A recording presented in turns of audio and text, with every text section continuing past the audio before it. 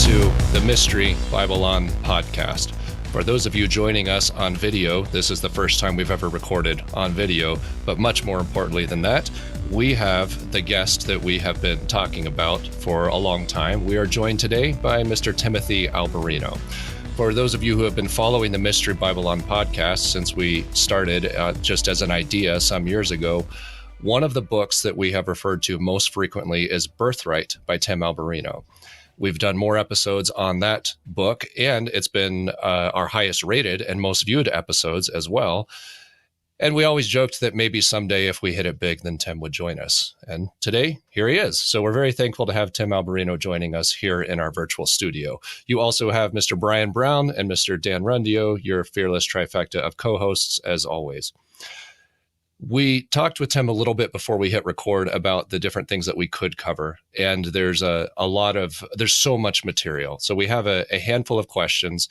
And I wanted to start with a rather broad question that is a little bit amorphous and a little bit wide, but I think it can get the conversation rolling, even if we talk about what we could talk about in the question. So Tim, you've written Birthright.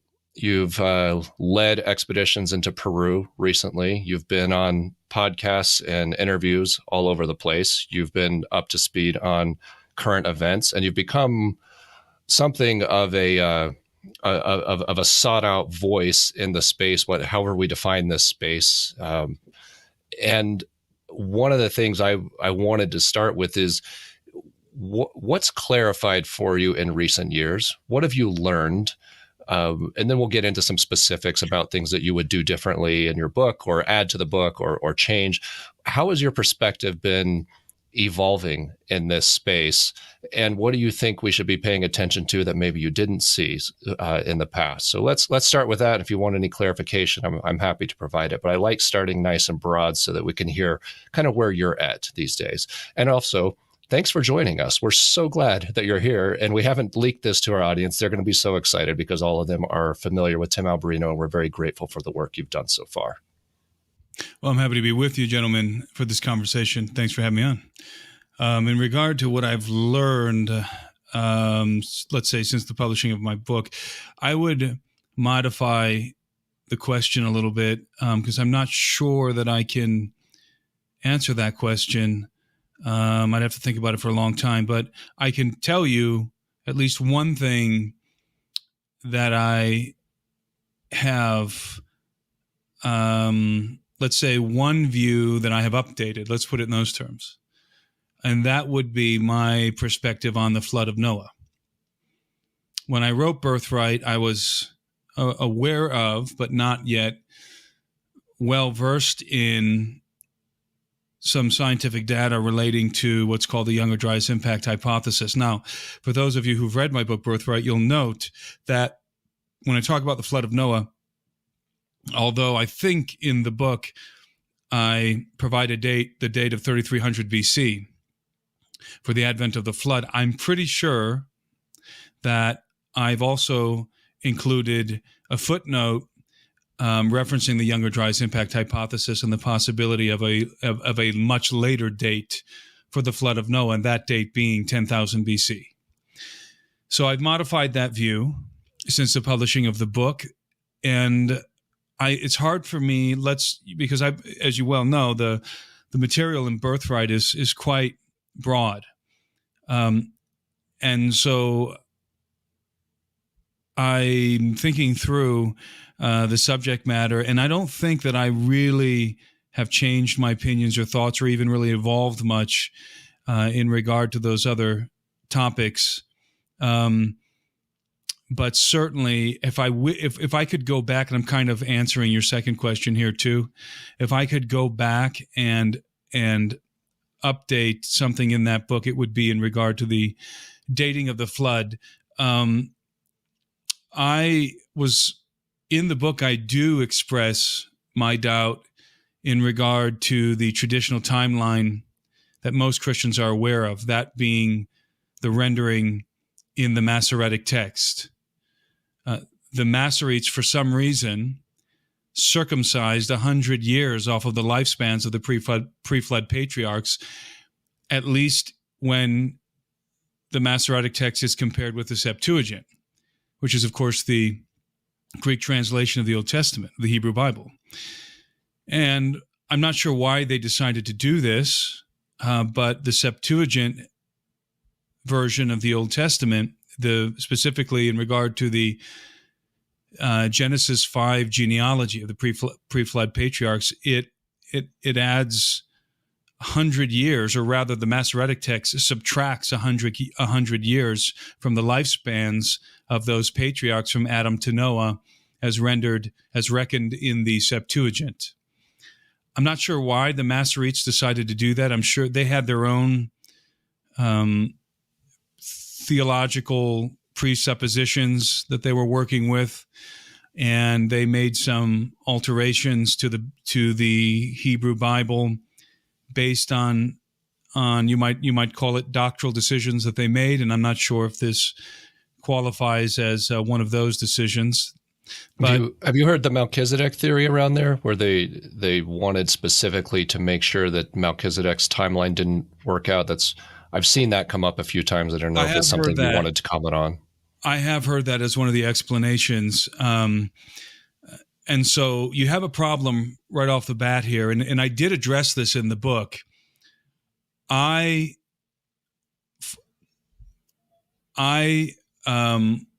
prefer the Septuagint's reckoning of the timeline from Adam to Noah. And obviously, if you're going to have 100 years, and I've got it somewhere in my notes, I don't have it in front of me though. However many hundreds of years that adds it's on like to the timeline. It's like 600 years. Something like that. Yes, thank you. So which is significant. So yeah, we have in Protestant Christians, we have a very nice, tight timeline. Most denominations are working with this very tight timeline, mathematical calculation from Adam to Noah, from Adam to the flood of Noah. Not from Adam to Noah, rather from Adam to the flood of Noah. And it's accepted as fact based on the plain calculation that one can make from the Masoretic text. Automatically, when you fall back to the Septuagint, as you said, you get hundreds of years added into this equation, which just throws that timeline off. But it gets worse because, and I did allude to this in the book, when you consider the genealogy from Adam to Noah, it is presumed that we're looking at the father and then the firstborn son, and then the father and the firstborn son down through the family line. That is not necessarily the case. There is really good scholarship on a phenomenon known as telescoping as it pertains to genealogies in the Bible. And we know that certain genealogies in the biblical text, Old and New Testament, have been subjected to telescoping. And what telescoping means is exactly what the name implies. We all know that you can take a telescope and you can extend it. You can extend it out, or if you have a telescope that's fully extended, you can withdraw it, right? You can shorten it. So why would the biblical writers want to either extend or truncate a genealogy? Well, the reasoning is quite simple, because they were often very much concerned with the numerology, that final number that they were going to land on in that genealogy, as they were with getting the names and the actual data registered. So in other words, we know that there are certain numbers in the biblical text that are very important to the writers. The number 3, for example, the number 7, the number 40, and so on, and the number 70. And all of these numbers, they had a meaning. And so it was advantageous if you're going to express something, if you're going to record the genealogy of a family line, it's advantageous to have that genealogy fit within one of these particular numbers to add additional communication or certification onto the genealogy. And this isn't my opinion, that we know that this is done. There's a few examples. I don't have my notes in front of me on telescoping, but the audience can look it up. The phenomenon of telescoping. It's well known, it's well documented, and it's a fact. It's a biblical fact. And so if we assume that, like other genealogies, the pre-flood genealogy, the pre-flood patriarchal genealogy has been subjected to telescoping, and in this case, it wouldn't be an elongation. Rather, it would be a truncating of the genealogy in order to fit a particular number. Then there's simply no way to calculate how many years transpired between Adam and the flood of Noah. It could be many more thousands of years, let alone hundreds. So you have right away, we have to admit that the Masoretic rendering of the Genesis 5 genealogy is most likely not accurate. The Septuagint's rendering is, for several reasons, I believe, going to be more accurate. And well, the Dead Sea Scrolls the Dead Sea Scrolls manuscripts make a really good argument for the older, which would match the Septuagint. That's right. Predating the Masoretic text and therefore being more reliable. Well, that's right. And the Septuagint was the one that was quoted from in the New Testament primarily, because the Masoretic text wasn't finished off till like 250 AD. Precisely right. So the early church was reading the Septuagint. Yeah, for sure. And so how this leads into what I would have modified. I had always had a problem because I had constrained myself within. I gave myself the flexibility of the Septuagint's rendering of the Genesis 5 genealogy, which gave me hundreds of more years to play with in terms of when did the flood happen, right? How far back does the human race go? When was the inception of mankind? So I knew I had some flexibility, but the problem I was running into was, as I was traveling around the world, I've been traveling around the world for decades, and as I was studying the megaliths, the various megalithic sites I've been to around the world, I was noticing that so many of them were aligned, and they're aligned mainly to axial precession. They're aligned to a particular zodiacal house mainly. I mean, in short, there's a long explanation and there's different constellations. It gets very complex, but in short, many of the megaliths, I believe that their alignment is the timestamp of their construction. The builders literally timestamped when they laid the foundations of these megaliths by their alignment. For example, we know now that the Sphinx was originally aligned with the zodiacal house of Leo. Why is that important? Because it tells you the age in which it was constructed, and that happens to be 10,000 BC. The same can be said for the city of Cusco, the alignment of the megaliths in the city of Cusco. And for dozens and dozens of important megalithic sites around the world, so many of them are pointing to the age of Leo, which is 10,000 BC. For the benefit of our listeners, the dating, the way that dating works is there's a slight but measurable drift over time in the constellations relative to each other. And so you can kind of back up in the timeline to see where precise alignments would have, where those conjunctions would have happened for those alignments. And so when you look at something and say, this is a couple of degrees off from being perfectly aligned, and then you run the clock backwards and go, oh, well, when we get back to 10,000 BC, then it's no longer off. It is perfectly aligned, which makes sense given the precision of the engineering that we see in so many of those megaliths. Precisely right. And that's because of axial precession. We all know the earth wobbles, and it's very complex, but most people are aware that there's this thing called the zodiac, and it has 12 houses in it. And lest people should become alarmed at my mention of the zodiac, the ancient Hebrews had the same system. It was called the Mazzaroth. Same thing. It's the very same thing. The 12 houses of the Mazzaroth.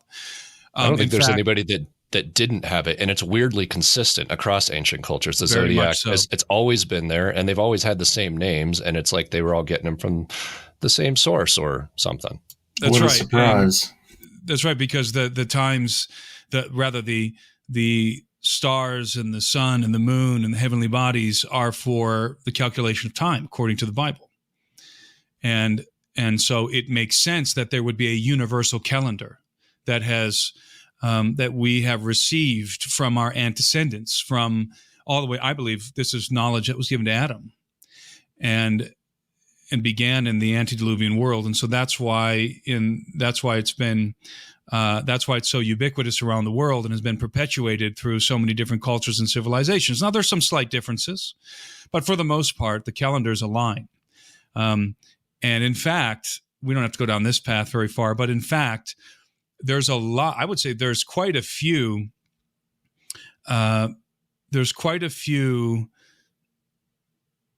Oracles in the Old Testament, prophecies in the Old Testament that are directly related to the Mazzaroth. And I think we miss it because we've assumed that the zodiac and the signs of the zodiac, that is all pagan and that's all astrology and that's all witchcraft, when in fact it's just a measurement of time. That's all it is. It is a measurement of time. Which we're told is exactly the purpose of those. We actually just did an episode a few episodes ago. We had Ken Johnson on to discuss the Dead Sea Scrolls calendar, and he's going to a lot of work to try and reconcile the ancient calendars with the modern calendars based on some of the findings in the Dead Sea Scrolls. So this has been it's been a recent topic that we've spent some time on. So I think your people are probably nodding along. We haven't talked about it from the Mazzaroth and the Zodiac set, but I think the point that you were making is that this seemed to be something that was taken seriously across cultures and across time. And when you run it backwards and start paying attention to it, there seems to be an intersection somewhere in the ballpark of 10,000 BC. Exactly. So this was my conundrum that I was working through. I was constraining myself. Again, I gave myself the flexibility of the Septuagint's reckoning of the Genesis 5 genealogy. So I was working with hundreds of more years than most Christians were accustomed to. But it wasn't hundreds of more years that I needed in order to make sense of the alignment of the megaliths. It was thousands of years that I needed. And I'm the kind of guy that I go where the data leads me. And if I'm finding consistently these antediluvian megalithic foundations that are purposely aligned to the age of Leo, 10,000 BC, then something's wrong with my calculation. I'm not going to pretend that that's not the case. I have to adjust my view. And so I gradually was coming to this understanding that the flood of Noah probably took place many thousands of years earlier than we originally thought, or that most Christians are accustomed to thinking. And it just so happens at that time frame, some 12,000 years ago, it aligns with a hypothesis that is gaining, always continually gaining more and more credibility in the scientific community, and that is called the Younger Dryas Impact Hypothesis, which in short posits that some 12,000 years ago, there was a catastrophic event that devastated planet Earth. And it was a massive cataclysm that was catalyzed by fragments of an asteroid breaking off and bombarding the Earth, specifically the ice sheets in the northern hemisphere, and even more specifically the Laurentide ice sheet in North America for sure, and probably other places along in the northern hemisphere. And this cataclysm caused all kinds of havoc on every continent on planet Earth, including flooding, massive flooding.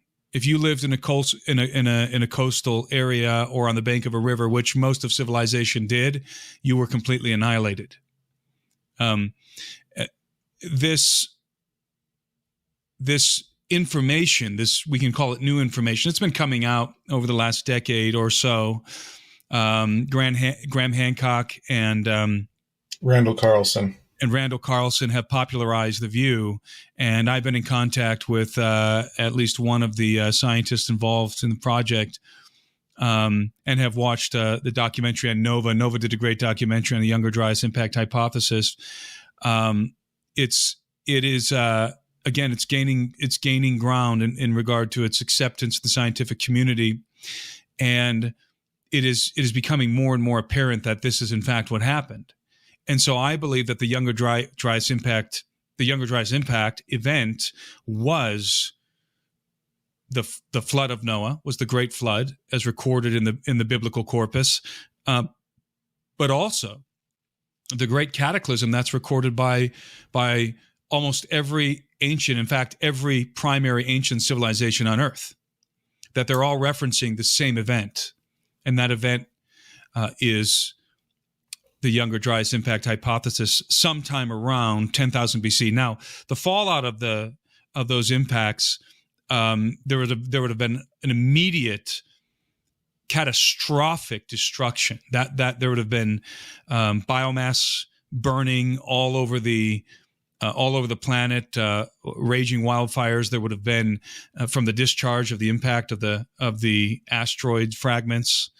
There would have been obviously a liquefaction, an instantaneous liquefaction of millions of gallons, trillions of gallons of water from the ice sheets that would have in tidal form fashion rushed into the ocean, poured into the ocean. I mean, it would have been a mile high tidal wave rushing across North America. It would have caused the same kind of devastation all over the coastal regions of every continent on planet Earth. You would have had mile high tidal waves crashing into the shores of every continent. You would have had earthquakes, huge earthquakes, just rocking the Earth. It would have led to something approximating a nuclear winter, where you would have a vaporizing at ground zero where the impacts were happening. You would have, the immediate area would be vaporized like a nuclear blast. But so you'd have this heat event that would be preceded by a deep freeze, because all of that ash and debris that's thrown up into the atmosphere would block out the sun, and the Earth would be thrown into an ice age. And all of this seems to be confirmed in the geological record. What's fascinating to me about the data, you said follow the data, is that they have taken so many disciplines to work together to come up to make sure that the data was accurate. They've got microferals, which was from the heat. They've got tree ring data, ice core data, and they've been able to correlate all of this. And they even said, well, if it happened in one part of the hemisphere versus another, we're going to see different things. But they were able to corroborate it from the North Pole and the South Pole. Like, it's an amazing piece of work that they've done. Now, let me. Yes, it is. I want to throw kind of a twist into the conversation, because what you are proposing is, what if the timeline between Adam and Noah is a lot longer than we thought, and what if there was a lot more civilization and potentially a lot more catastrophism that occurred in there? And that's a very interesting and based on the data, as you guys are describing, a very reasonable hypothesis, and has a lot of support, and especially a lot of geologic support. How would you respond to the idea that, and I'm asking this because I know you've done work with Pember's stuff. I'm assuming you're probably familiar with Manuel Velikovsky and some of these other catastrophism approaches. And it seems to me that our solar system is in something of a state of ruin, and possibly in a state of that tohu vabohu that we see in that Genesis 1:1, Genesis 1:2 state. So how would you respond to the idea that the earth was formless and void? It was tohu vabohu, and something catastrophic had happened when we arrive in Genesis 1-2 in this creation narrative, where Yahweh is saying, hey, let's reorganize this from a state of chaos, because we don't see a fresh, pure, clean earth. It's not created from brand new. There's something that happened in the past, possibly that, I'm throwing in shattering of Rahab and some of these ideas that I know you're familiar with. Do you think that there's a possibility that some of those very, very old megaliths were already here when the Adam narrative started from the elder race? That's another possibility. Sure. There is a possibility that the foundations of the largest megaliths on Earth, such as Baalbek, for example, the walls of Sacsayhuaman, maybe Göbekli Tepe, and some of these ones that are just possibly, although frustratingly old. Göbekli Tepe is indicating 10,000 BC thereabouts. Okay. Yeah. But it is, and again, the problem here is, let's go back to the alignments. Although I do concede that is plausible, certainly, we have this issue of the alignments. They're aligned with axial precession to particular ages, to particular zodiacal signs, and you have to take that into account. And when you do, you are so often you're getting 10,000 BC. So I would say that the majority, if not all, of the megalithic foundations on Earth were constructed up until 10,000 BC, and some of them specifically at that time, within that window. And again, some of them possibly previous to that date, but probably within a window of some thousands of years. Is it possible that what we're looking at is the residue of some kind of preadamic angelic civilization, the ruins of some non-human civilization that pre-existed us? That's certainly possible, certainly. And I do posit in my book that the Earth was inhabited previous to Adam, but I would say that the devastation of planet Earth was such that nothing would have survived. There are several places in the Bible, in the Old Testament, where, for example, several places in the Psalms, which I cannot pull off the top of my head right now. They're registered in my book, in which the Earth appears to be observing, rather appears to be a bystander, observing the destruction in the cosmos. And then you have phrases like, as it pertains to the Earth and the destruction, that the fallout that came as a result and devastated the Earth, you have these phrases like, the mountains melted like wax. Yeah. Now, if you have let's assume that's literal. If you have mountains melting like wax, there's no way that the megalithic foundations of a stone structure are going to survive that. They're also going to melt like wax, and probably quicker than the bedrock of the mountain. So true. I think that I'm absolutely, totally open to the idea that there was a pre-Adamic angelic civilization or some other kind of civilization inhabiting planet Earth previous to the human species, but that the destruction, the cataclysm that destroyed the Earth before the creation of Adam was so calamitous, so devastating, that the mountains did in fact melt like wax, and that every vestige of that civilization is gone, absolutely gone. That would have certainly left the Earth in the state that we find it in the opening chapters of Genesis, would it not? That tohu vabohu, would this without form, this notion of without form, it would have left the Earth in exactly the state that we find it in the biblical What's interesting, and part of why I bring that up is because when it so happens that the church where I help teach here in Monument, Colorado, I kicked off a Genesis series last Sunday, and this coming Sunday, the head pastor is teaching Genesis 1:1 and 1:2. So I've been spending a lot of time on this recently, and we are, so there are some people who are hearing these kinds of things for the first time. Our whole congregation obviously is not a Mystery Bible-on listener. The people who listen to the podcast are way ahead in these areas. Yet. But when I look, not yet. Well, they'll get there. If I'm still around after a few more Sundays, we'll see. So when we look at that tohu vabohu state, though, one thing that is consistent through, and I'm not arguing with you, I'm speculating about what this may have been, because the short answer is we don't know, but something happened. And there's always this description of weird things that live in that chaos. And these English translations struggle to describe what the Hebrew terms are, where they say, oh, it'll be a state of tohu vabohu where the owl and the hedgehog live. And we're going, well, what is that really? And the answer is we don't really know. But the more we look into those terms, the more they seem to be these strange spiritual beings that occupy these lonely wastelands of something that had been there and was destroyed and is a state of punishment and condemnation. And I just want to highlight that is the phrase that is used to describe the state of the earth when we get to Genesis 1:1 and Genesis 1:2.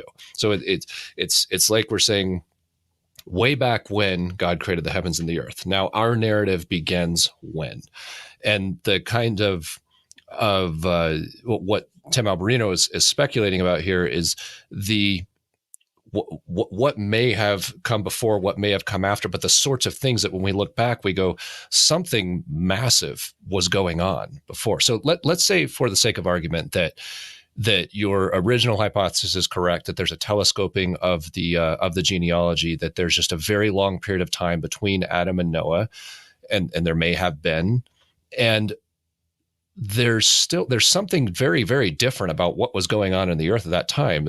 Mankind must have been a lot different if we're going back to this original creation state where the kind of megaliths that you're describing are being built and designed. Are you attributing all of that to elder race, Nephilim, hybrid beings, or do you think man was something else?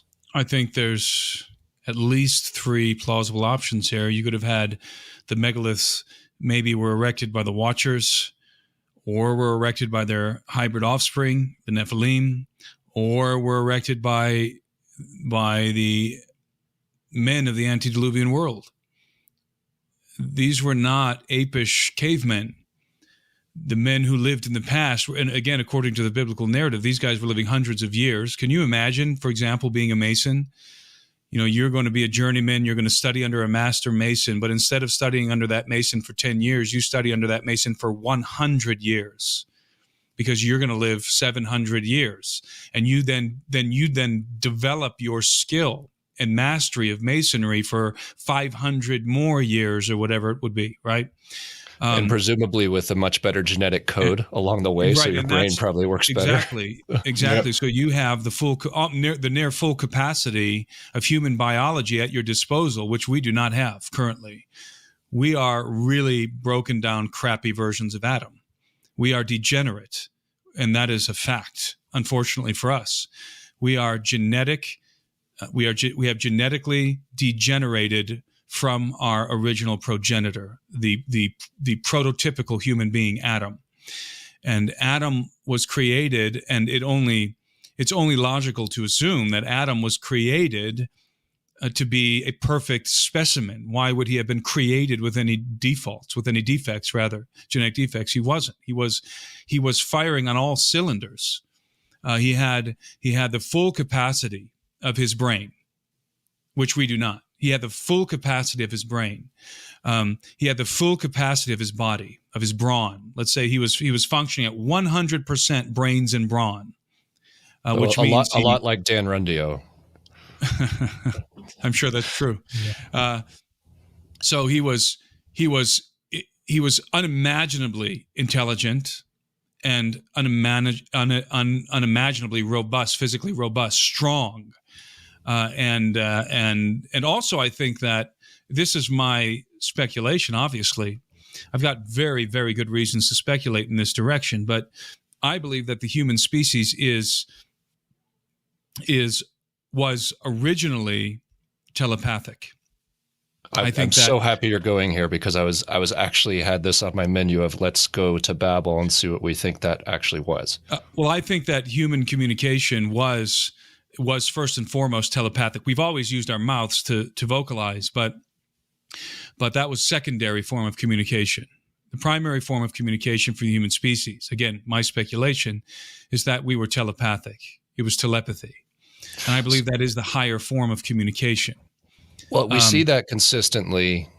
I'm excited, so I'm interrupting you. Forgive me, but we see that consistently when we just did episodes on near-death experiences with John Burke, for example. That's a very consistent report from people who have experienced these mystical things that the communication is telepathic. And then when you get to the darker side of the spectrum, whether it's with cryptid interactions or much less pleasant mystical experiences, there is a consistency of telepathic communication.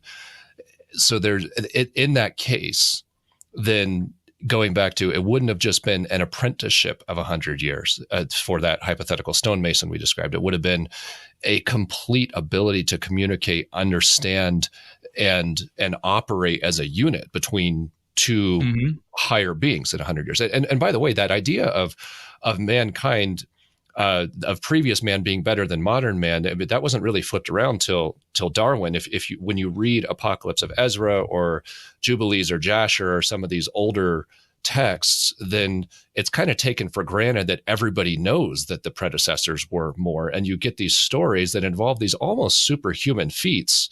Universally. Yeah, it's everywhere. And so that seems to be taken for granted. And then you throw in there the possibility that the communication was so much better. And I speculate that that's possibly what was lost at Babel. And it's an absolute game changer. Isn't it amazing that every ancient civilization regarded their antecedents to be superior, except for us, the modern man? We regard ourselves to be the pinnacle of evolution, and everybody before us was less intelligent. I always bring up C.S. Lewis and chronological snobbery. Right. We always think we're better. That's right.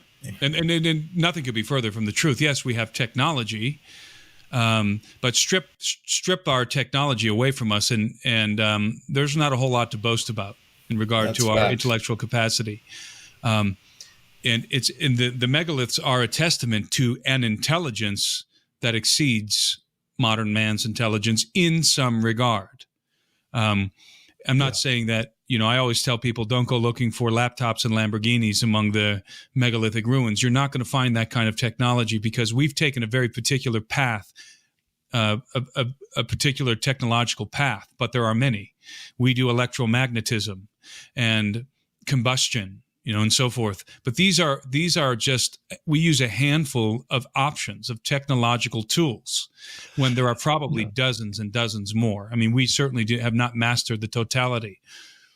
And our technology is very much a product of our kind of Greek dualism of separating material from spiritual and everything else. But when you look at how the ancient technologies might have worked, it seems like they had an understanding of matter and our experienced reality being a subset of something larger, and they were able to tap into that. You get these examples of the very old legends about Easter Island, for example, and they say, well, how did they move these massive statues? And they say, well, they sang them down the mountain, and you get these weird statements. We're going, how does that even work? And it seems like there's this ability to manipulate sound and vibration and frequency in order to get these kinds of manipulations of matter that we really can't explain. Almost like and I know you've talked about in the megalithic walls, these softened rocks that look like they were smushed together. And we're going,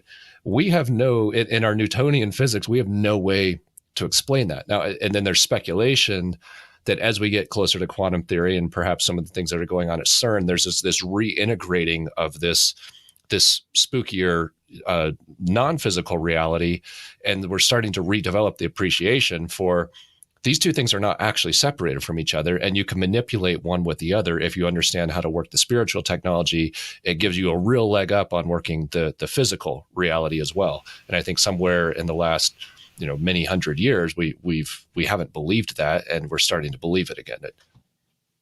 Yeah, you have stories of all around the world, as you said. You have stories of large stones being levitated in various ways. For example, the blowing of trumpets. The blowing of trumpets is interesting because how did Joshua and the army bring down the walls of Jericho? Right. Precisely with sound. So I think that they were simply undoing what was done using the same mechanism, which was waveform. And again, speculating here, but I think that we've taken an inferior path, a technological path to some extent. That's evident to me when you start to research or observe, as I have with my own eyes, advanced aerospace technology that is in circulation today, whether it's our own technology that's been derived from some scientific principles that have not been disclosed to the public, or whether it's alien technology, or whether it's alien technology that's been reverse engineered. Obviously, we're driving around in our fancy vehicles, and we think that because our new vehicles are computerized and have, voice recognition and GPS and so forth, that they're technologically advanced. Well, we are driving around in what might be described as the equivalent of the Flintstones car compared to, the Tesla truck. In that comparison, we're the Flintstone. Our greatest technology is the Flintstone car, and in this scenario, in this comparison, and a flying saucer is a Tesla truck. I mean, right. Obviously, we do not publicly, we do not understand the full spectrum of what we call physics. And it's not that these things, by the way, are breaking the laws of physics. It's simply that we have an incomplete picture of the natural world. We simply have not come to understand the full spectrum of the natural forces and how to apply them to technology and fabricate useful things with them. And it's not a stretch of the imagination to think about the ancients walking a different technological path and arriving at remarkable technologies much quicker than we would, because they've gone down a better path. They're harnessing forces that don't require the same sort of mechanisms that we have to build in order to do what we do. We need to generate a lot of energy to drive our cars, and that's in the form of combustion. And so we have to basically the way that we make our machines move is we blow stuff up. That's the basic principle of how we make our machines move. We're switching to batteries now. We're switching to more of an electromagnetism, but most of us are still driving around our cars are being powered. We're driving around in vehicles that are being powered by controlled explosions, right? That's one very, I would say, probably very elementary and perhaps even we can use the word crude type of technology that we think is very advanced. But in comparison to what? It's advanced in comparison to what? So right. I don't believe that the ancients had Lamborghinis and laptops. I think they had a completely different technological path. In some ways, probably our communication technologies exceed anything that was achieved in the past. I would venture to guess we have made significant progress in communication technology that might be approximating something new, although I think I would echo Solomon's words that there's really nothing new under the sun. But in regard to other kinds of technology, and I think it's important to identify, to return to these three groups I mentioned and start to think about what this dynamic might have looked like in the antediluvian world. So I talked about the Watchers, who were the apostate sons of God, who defected from the kingdom of heaven in the days of Jared, according to the book of Enoch. Then you have their unsanctioned hybrid offspring, who were the giants of old. They were part Watcher, let's say. I call them the elder race, by the way, not the giants, but this angelic race. I call them the elder race. So they would have been part elder race, part human race. And then we have remarkable human beings at the same time. So all three of these players are in the game at the same time in the antediluvian world, at least from the days of Jared onward. And so when you look at megaliths, the explanation, returning to that question, the explanation for who built them could be any of these. By the way, there is no reason to assume, as so many do, and I did at one time as well, there is no reason to assume that it's just the bad guys building all the cool stuff all over the world in regard to megaliths. I mean, why should we make that assumption? Why should we not wonder if it was Adam in the line of Seth that was building some of this stuff, that were capable of doing this. The technology, as I said, the knowledge might have been ubiquitous, and there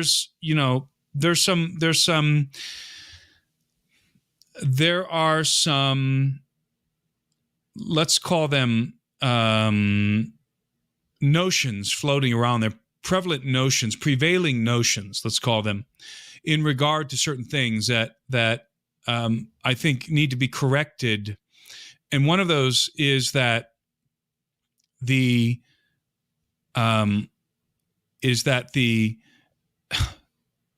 just lost my train of thought. So I was going to address one of these things and I totally lost it. It's going to come to me in a minute. Talking about there's fill in the gaps here. It's going to come to me. I need to drink more coffee. There's no reason to assume that it was the bad guys making all this stuff. And I was thinking, we get biblically, we get a pretty strong case that God builds pretty awesome cities and that they're pretty spectacular and that they can descend and land on the earth at some point. So it's not specifically one side or the other that's able to wield this kind of technology for spectacular results. And if mankind was interacting with these beings, then who knows what we would have picked up and put to our own uses. That's right. The other thing too is that, like Heiser kind of pointed out in Unseen Realm and other works related to the fact that Adam and Eve are wandering around the garden and there's a multitude of elder race brethren there and cistern. That's true as well. Right. And so this is one of those, just like you said, we had this assumption that it was only the bad guys. Well, there's also this assumption that the elder race was not walking around on the earth, hanging out with people the entire time before the Watchers made their rebellious shift. Because there's nothing to tell us that there wasn't a lot of interaction between the elder race and the children of God on earth in the material realm in this new creation that he made. And it's like, why are we assuming that? There's nothing that tells us that. That's a valid point. It came back to me. There's no reason to assume that all of the megaliths are built by giants. That's what I was going to say. But all of those are also very valid points. So I'm kind of glad I forgot my thought. And because that is a prevailing assumption. That's one of those prevailing notions that I was going to address. No, there's no way that all the megaliths were built, let's say, by or / for giants. And if you study megaliths, and I don't mean just looking at pictures of megaliths on Google Images. I mean, if you go to where the most impressive megalithic sites are around the world, and you walk around them and you walk through them, it will become apparent rather quickly to you in some of these sites, such as the ones in Malta, for example, that the megaliths were not built for giants. They were not built for giants. The doorways are too small, the passageways, the corridors, I have to squeeze through some of them. And I'm only 6 foot tall. So it's apparent that not all of we can at least say definitively that not all of the megaliths were made for giants. Now, you might argue that, well, they weren't built for giants, but they were all built by giants. There's no reason why that has to be the case. I am convinced that some of the megaliths were built by giants and for giants. And the one site that I always reference when I say this is Sacsayhuaman in Cusco. Those mammoth megalithic walls of Sacsayhuaman. When you go to Sacsayhuaman, you find something very interesting. And those of you who've been there will attest to this. The doorways are very large and wide. And this is interesting because this is supposed to be a citadel.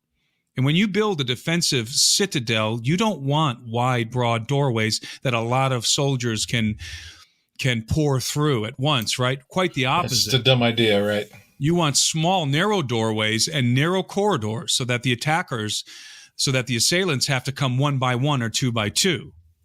And you can easily resist them. And the opposite is the case in Sacsayhuaman. These are very broad doorways. They seem to be designed with 9 or 10 foot tall people in mind, or for the accommodation of 9 to 10 foot tall people. Even the stairwells, when you walk through the gigantic doorway, the stairwells leading up to the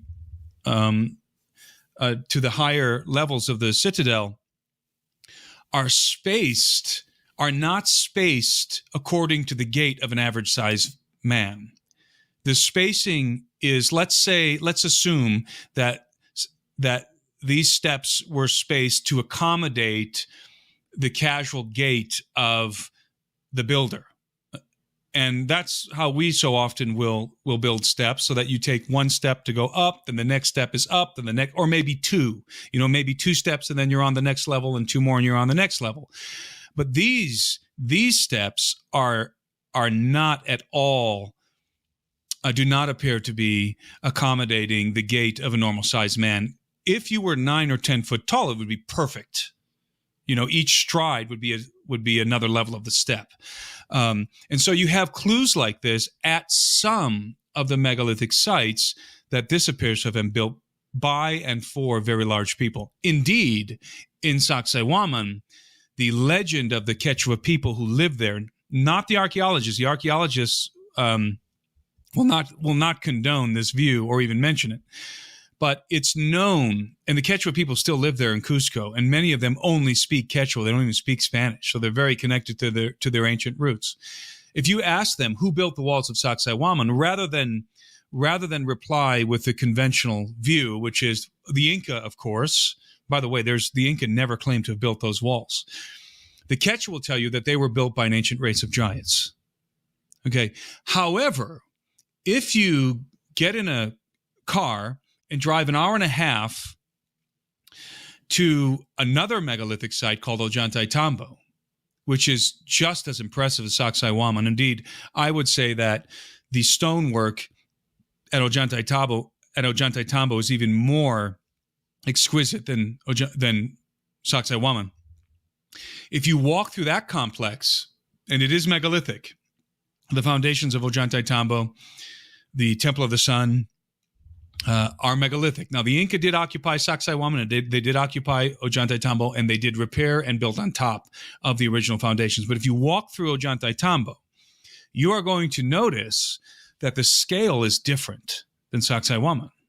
The doorways are not as wide. The corridors are not as large. The stairwells are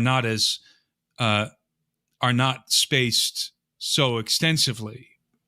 So, obviously, these locations were built for different purposes, but perhaps even for different sized people. And why should we think that, it's not one size fits all for megaliths? That's apparent. That is apparent. Everybody needs to understand that immediately. Everyone needs to understand that it's not one size, it's all built for giants.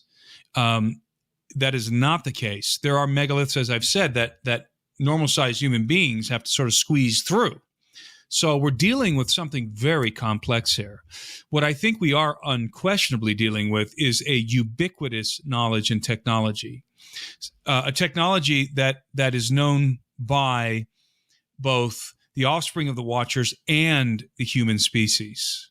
Now, I would also argue that although the knowledge might have been ubiquitous, I believe that there was let's say, a degree of technology that was reserved for the offspring of the gods. Because if you recall in the Enochian tale, the Watchers, in exchange for the hands of their daughters in marriage, the Watchers instructed mankind in forbidden knowledge, which really equates to technology. So, right.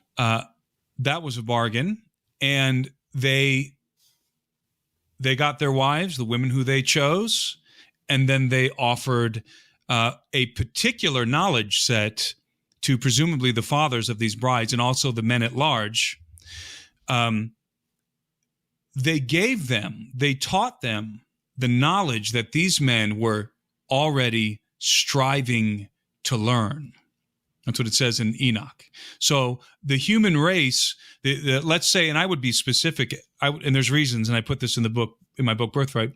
I would make this specific to the sons of Cain. We're striving to learn certain technological secrets, certain scientific secrets. They were striving to learn these things. The Watchers already knew that they wanted to learn these secrets perhaps in order to develop certain technologies. And so the Watchers specifically provided them with the knowledge, with this information that they already were striving to learn in exchange for their daughter's hands in marriage. That's an important point, because there are indications in the book of Enoch that the Watchers saved the best and most useful knowledge for their offspring and their wives. In other words, their families. They were building dynasties, and they were reserving the greater knowledge for their dynasties. And so why am I saying that? Because what you would have in the antediluvian world is you would have a level of remarkable knowledge that would be ubiquitous, that everybody would know, like perhaps the knowledge to build megaliths. So you could have giants building megaliths, and you could have regular humans building megaliths because the knowledge was ubiquitous. But then you would have other aspects of technology and technological knowledge that was only known to the offspring of the Watchers, to the sons of the Watchers. Why would they do that? Well, they would do that to ensure the continuity of their family lines, of their sons and their grandsons and so on, because they were going to govern the earth. And it's very much like it's very much like a fraternity of hybrid beings, the sons of the Watchers and their mothers, according to Enoch, who were in possession of the greater knowledge.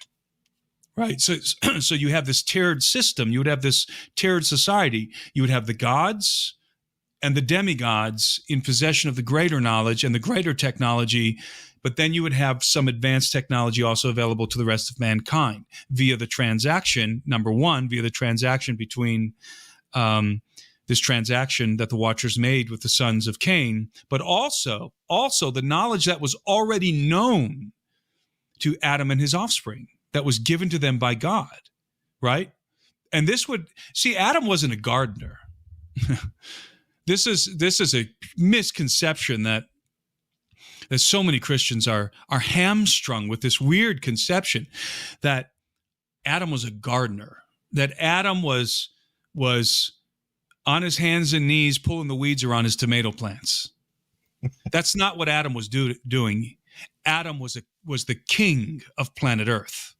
That's who Adam Jesus was just a carpenter too, right? Symbolically. Yeah. On my Sunday school felt board. He was the regent of planet Earth. And this is a very regal position. Adam and Eve were revered among their offspring. These were kings. And they were, again, very, very intelligent, much more so than us, very much more robust, physically robust than we are, probably communicating telepathically, living for hundreds and hundreds of years. For all intents and purposes, they would look like gods compared to us, though they were not. They were members of the divine family. Originally, Adam and Eve were. So they were created with the biological capabilities to fulfill their function, which wasn't to garden. Okay, their function was analogous to that of their elder siblings, the sons of God. Okay, we're talking about very regal. Our original parents were very, very regal individuals. And so it's important to keep that in mind when we look back into the past, into the antediluvian world. We're dealing with a caliber of human being that we can scarcely imagine. Yeah. So I want to take a moment and jump ahead to present day, and you talk in your book about kind of the post-human apocalypse that's coming, transhumanism, and I think there's some things. There's a lot of things in your book where it's even more relevant now than when you first wrote it. I think of things like Neuralink and AI, that have, I don't know if they've accelerated even faster than you expected. But just today, there was a video released about the first Neuralink implant subject, talking about how you can play games now. He was playing games. He said in the video that he felt like he had telekinesis. Mm-hmm. So you see technology kind of maybe taking us back to what we originally had. And then I was also thinking about AI, and I was on a business call the other day, and people were talking about, they have this whole big report, and they just tell AI to read it and give them a summary. And then I was listening to another book today about neuroplasticity and the importance of using our own brains to do that. And I'm thinking, the way we use technology is, and you talked about the trajectory we're on with our technology. It actually makes us dumber, right? We use technology to social media make things so much easier on ourselves and shorten our attention spans, and that actually end up making us dumber, like literally dumber over time. We are doing the opposite of growing our brains and getting better because of technology. So is there any of that stuff that you see progressing even faster than you saw it coming when you wrote the book?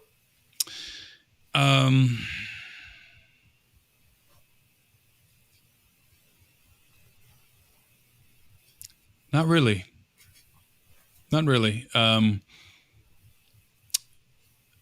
I think that it's all progressing pretty much along the timeline that I predicted, not to aggrandize myself or to try and sell more copies of my book, but I'm trying to think here. Is there anything that's progressed faster than I anticipated?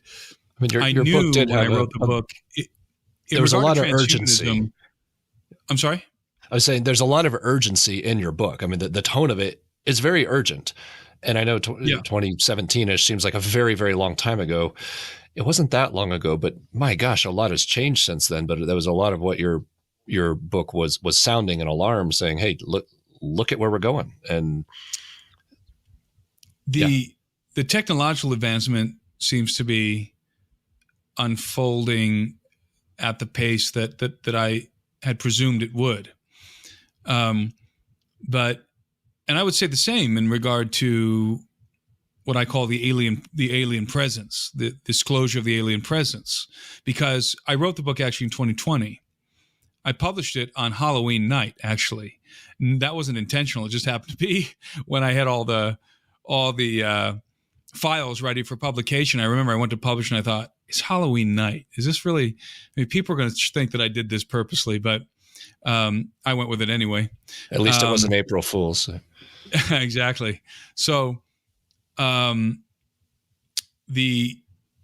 unfolding of this strange, slow, bizarre disclosure that we're seeing roll out really began in 2017. So I could look back and see the beginning, right? It had already begun. It was already underway when I wrote the book. So I didn't predict that suddenly, the government would be talking about UFOs. It was already underway. I just predicted that it would continue to unfold in the manner that it was. And then, of course, in 2017, we had that article that was published in the New York Times that sort of set that sort of, what am I trying to say here? Catalyzed this rollout of disclosure that we're witnessing today. That got it going. It was really the beginning of what we're seeing unfold. And so I had the advantage of being able to observe that for a couple of years as I was writing the book. But I guess, that's just a long way to say no. I mean, I think that everything is pretty much on schedule. I will say this. The one thing that seems to be lagging behind, and I had a couple minutes to think about it there, but the one thing that seems to be lagging behind is the new religion, because in my book, as you know, I've got this diagram that I created of these three concentric circles that are converging. And flipping through my book here to see if I can grab it really quick, but I don't have it bookmarked. But got these 3 consecutive circles that are converging, and these represent the 3, let's say the 3 primary themes that I see developing simultaneously. That when these things come together, it's going to bring about a resurrection of the Golden Age, and everything that entails, which I describe in the book. And these 3 themes are I call it the alien threat. I almost said the alien presence, but I call it the alien threat. I don't remember what I called the other one. I think I called it posthumanism. There it is. What did I call that one? On the bottom, the posthuman paradigm, the alien threat, the posthuman paradigm, and then the new religion, which Gold star, Dan. I coined a term for this new religion, apotheotheism. And so, yes, having thought about it now and rambling through this, yes, there is something that's not on schedule as I thought it would be, and that is the new religion, apotheotheism. I thought that we would see that unfolding a little bit quicker, although it is unfolding, but it's not as perceivable as the other 2 yet. That one is sort of lagging behind, but that's going to come to the forefront. And in many ways, that's not going to really come to the forefront until we have full disclosure, until we have the intervention of, let's call them extraterrestrial saviors. That's how they'll be perceived, in my estimation. And that's, by the way, that's the group that the Vatican is preparing for and perhaps even in communication with. These are going to be our, and again, in my estimation, our blonde-haired, blue-eyed saviors who are going to deliver us from the alien threat, which, of course, is reference to the Greys and the Nordics versus the Greys, right? I'm sorry? Nordics versus the Greys. Yes, something to that effect. Yeah. And so that's really when the new religion, apotheotheism, is going to come into full bloom. So I guess I did kind of expect that one to lag, but that certainly is not as apparent as the others, as the posthuman paradigm and the alien threat. And the posthuman paradigm encompasses all things transhumanism, Neuralink included, right? So that's clearly moving along on schedule. And there are one thing I didn't address. I did address it in the book, but I didn't spend a whole lot of time on it. And if I could go back, and this goes back to our original question here, if I could go back and not amend, but update the text, I would have spent a little more time talking about artificial intelligence. It is in the book. I do talk about artificial intelligence, but the acceleration of artificial intelligence and the way that it's already beginning to transform our human society is really quite astonishing. Anyone who's in the creative arts, graphics design, creative writing, or writing scripts or screenplays, even in research and writing academic papers, artificial intelligence has already changed the game completely. So even in regard to filmmaking, there are already short films that are completely manufactured, completely fabricated by artificial intelligence from start to finish, including every shot, every angle, all the music, everything is completely generated by artificial intelligence. So I knew that we would see the unfolding of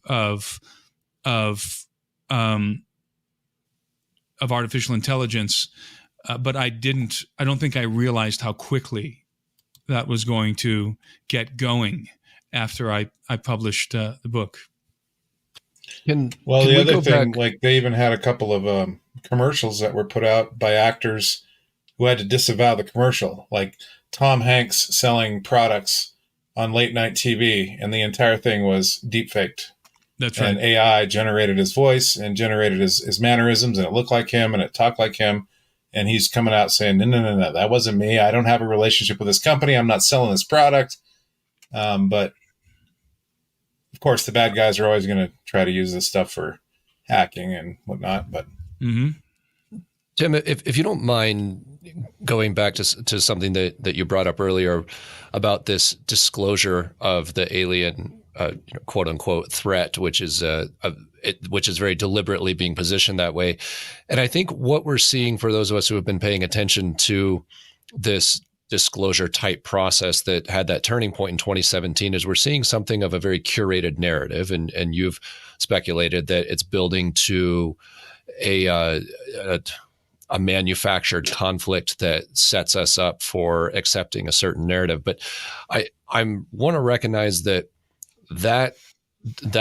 situation is not very congruent with the whole conversation we just had in terms of what ancient history might have looked like. So in other words, the curated narrative that we're getting around the extraterrestrial scenario is exactly that. It's curated, it's manipulated, and it's not accurate.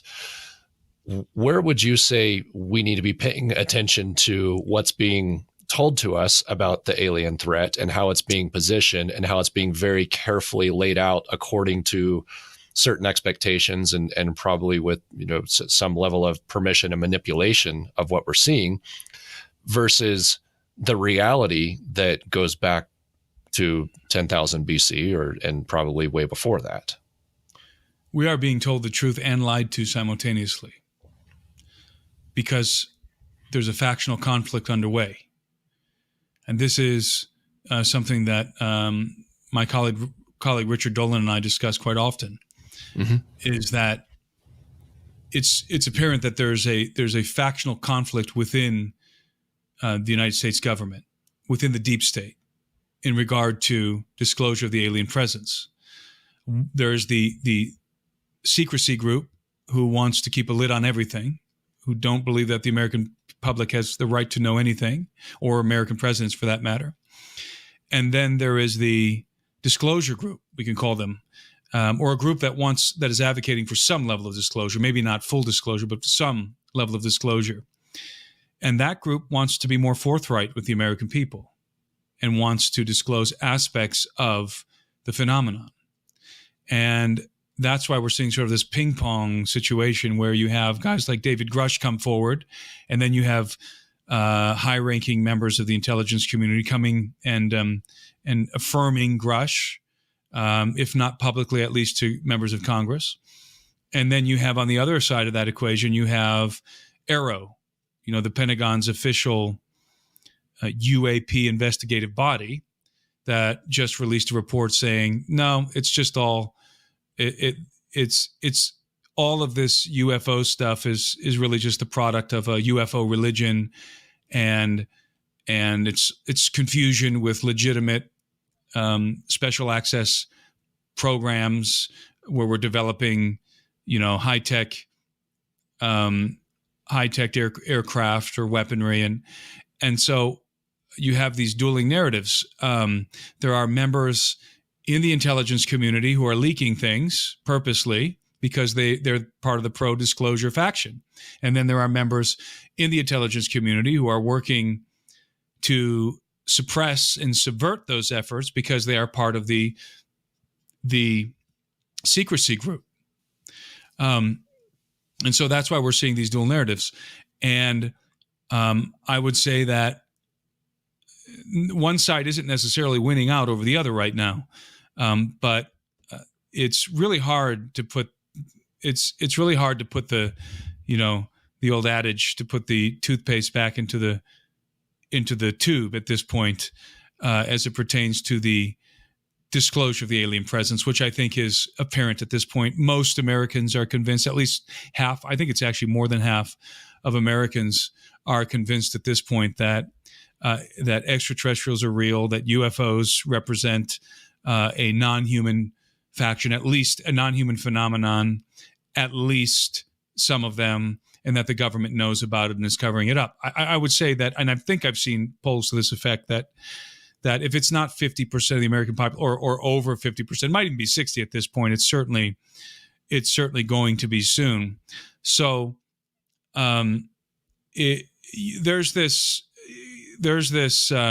continual narrative that I'm encountering all over the internet, on social media. I'm going to encounter it in the comments of this video, that all of this is just deception. It's all just getting us ready for Project Bluebeam. And for those who are unaware, Project Bluebeam is a fake alien invasion, a contrived alien invasion in which we use sophisticated holographic technology or our own advanced aerospace craft to feign an alien invasion in order to exert control over the population, the populace, or whatever that might be useful for by the bad guys. And that hypothesis is becoming increasingly tenuous and difficult to maintain because of this obvious factional war we're seeing in the intelligence community, at the Pentagon, and I think even within the aerospace contracting companies, the defense aerospace contracting companies themselves, who are hands-on the technology. Clearly, there's a battle raging here behind the scenes. And also, clearly, we're dealing with nuts and bolts technology that if you take the time to go back in time and research the old school ufological data, which I think is in some ways much more reliable than the research being conducted today in the realm of ufology, it's almost impossible to conclude. I don't think it's logically feasible to conclude that this technology is non-human, that some of what we see in regard to these advanced aerospace vehicles, what I've seen personally, what so many others have seen, is not derived from human technology, from human knowledge, that it is non-human in origin. And again, as I said, that's becoming more and more apparent. The Arrow report is just an attempt to discredit the members of Congress who are trying to pry the lid off this thing being disclosure of the reverse engineering programs and the alien bodies and so forth. And these guys are engaged in a valiant effort. I mean, if you think that these guys in Congress, the core group of guys in Congress who are working who are attempting to get information and access to some of these, or at least to verify some of these claims being made by the whistleblowers, such as Fravor and Grush and some of the other guys, even guys like Bob Lazar, who blew the whistle back in the early 90s. If you think that those guys are doing this just for show, or that they're doing it for some sort of a deception, it's very simple. You haven't met them. You haven't talked to them. I have. And these are very sincere men. These are very sincere men. And the core group of these guys happen to be Christians, happen to be believers, and guys and gals. And they are men and women of integrity. And this is not, they're not working towards some kind of a Project Blue Book thing. No, they think that the government very likely does have reverse engineered non-human craft, nuts and bolts. We're not talking about some kind of, phantom technology that just disappears, that pretends to be physical. No. That's ridiculous. We have the craft. Okay. We have it. And there's, this is a whole nother conversation, but we have the craft. There's ample evidence out there to conclude unequivocally that the alien presence is real, it's physical, that their technology is real and can be to some degree reverse engineered. To some degree. We have a problem with the reverse engineering because much of it relies on exotic materials that are not produced on planet Earth. Elements and isotopes that are simply unavailable to us, that you can only harvest in outer space or on another planet or on the moon, right? So, that right there is definitive evidence of an extraterrestrial presence, by the way, not just an extra-dimensional. Now, is there an extra-dimensional component here? Sure. I'm totally open to that, and I do think there is. But at the very least, we're dealing with some extraterrestrial technology, because the technology depends on exotic matter. Well, and now we've got a lot more public announcements from companies like SpaceX and others about plans to go and harvest materials from outside of the planet. And it's like, okay. That's right. Everything kind of dovetails together over time. There's no the extra dimensional piece, there's no requirement that extra dimensional means non-physical. Extra dimensional could mean extra physical in some ways. And for people who are listening who want to come up to speed on some of the nuts and bolts stuff that Tim Alberino is talking about here, Richard Dolan is definitely, since he came up earlier, and I know he's a friend of yours, he's by far one of the most excellent researchers out there in terms of the lengthy work he's done and the amount of database material that he's compiled, and the very careful academic approach he's taken to getting the entire spectrum of this topic just from a research perspective. I want to, and I know you've been very generous with your time, so if you're okay with one more question, then sure. I'd like a little more speculation, because I want to keep trying to reconcile the where we started versus where we are now. And what I'm trying to connect for our listeners is these things are not exclusive of each other. And you talked about these dueling factions in the state. You didn't use a phrase of yours that I like a lot, which is the dumb state.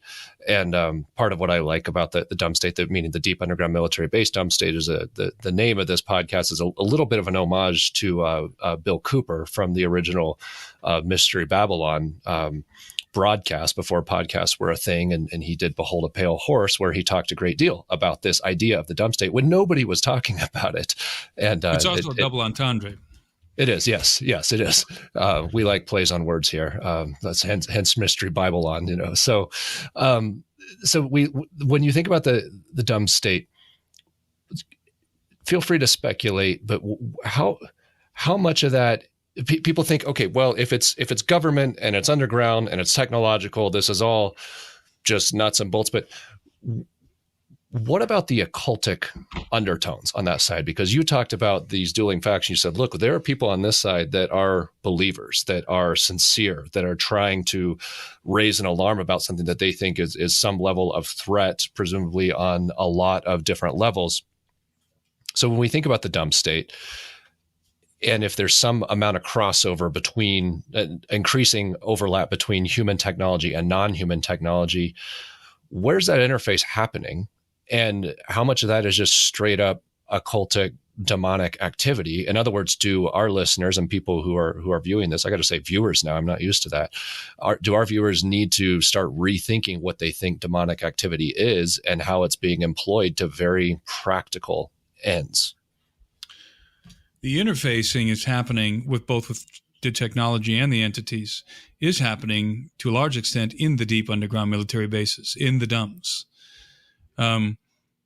There are locations all around the United States that are secret military installations in which these special access programs are being developed. And that's one of the revelations that came out, by the way, with David Grush. He actually had the coordinates, claimed to have the coordinates to some of these locations. So that's where the interfacing is happening. I do believe there may even be cooperation at this point in the development of some of this technology, cooperation by the non-human entities. And that cooperation is not just information that's being received in a seance, let's say, or something like that. No, I'm talking about alien grays working side by side with human scientists. Now, there's no definitive proof of this, but there's a lot of testimony. There's a lot of circumstantial evidence that would suggest that that's the case. And the best ufologists that I know, that I've spoken to about this, agree that this is likely true, or that they believe that there's a high degree of likelihood that this is happening. So there is interfacing, And that's an important point, because I think a lot of people assume that the interfacing between human and non-human beings is strictly through the occult, because they cannot grapple with the idea of a physical being, of an alien physical being in the equation here. It has to be for some reason, people need it to be some sort of a supernatural phenomenon, or some sort of a spiritual entity. And that's probably because their paradigms don't allow for anything else. So there is interfacing, and the technology, again, as I said earlier, the technologies that we are attempting to reverse engineer we're running into many difficulties here, precisely because the components are of extraterrestrial origin. Now, how would you ever be able to conclude that the components are of extra-dimensional origin? See, this is where you start to get into some strange territory. We don't even know what another dimension looks like.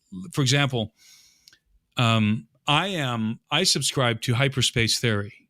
Hyperspace theory posits that our physical universe, the one that we inhabit, the one that we're sitting in right now, is comprised of more than the three spatial dimensions and the one of time.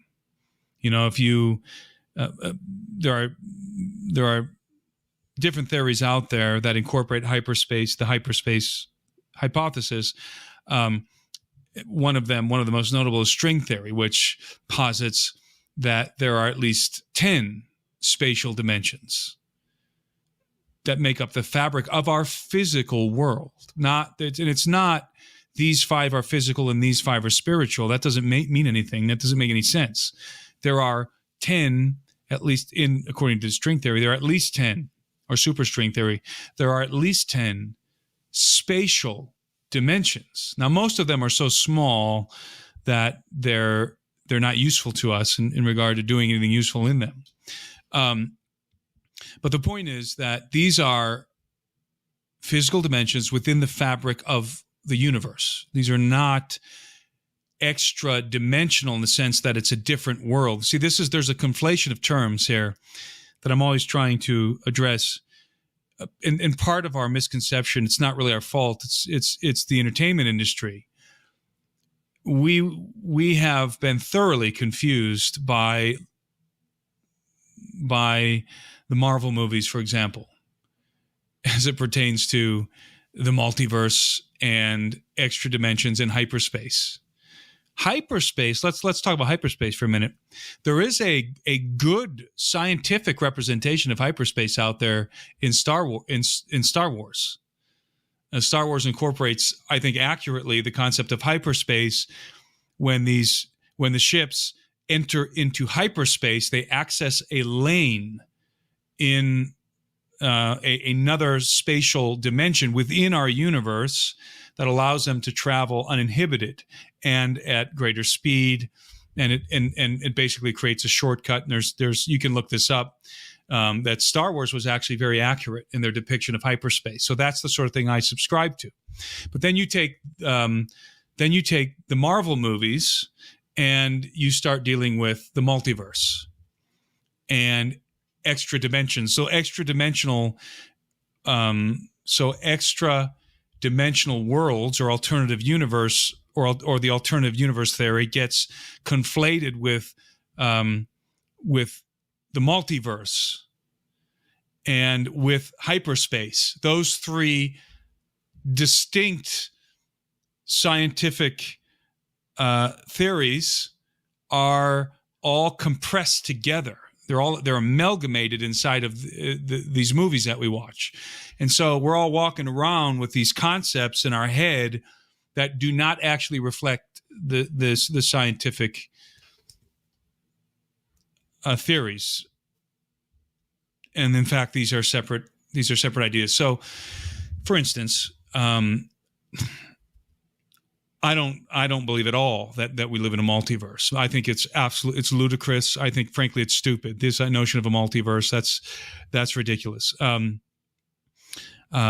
If we were all standing together, let's say in my backyard, and we're looking up at the sky, and in broad daylight we see a portal open, we see something happen in the sky. Let's say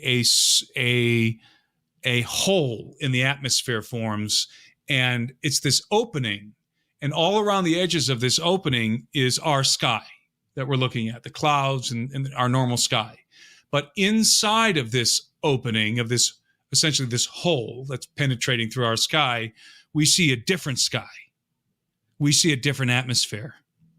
What does that mean? What does that mean? What are we looking at if that's the case?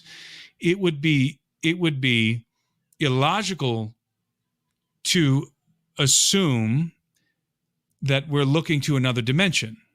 That would not be the logical conclusion here.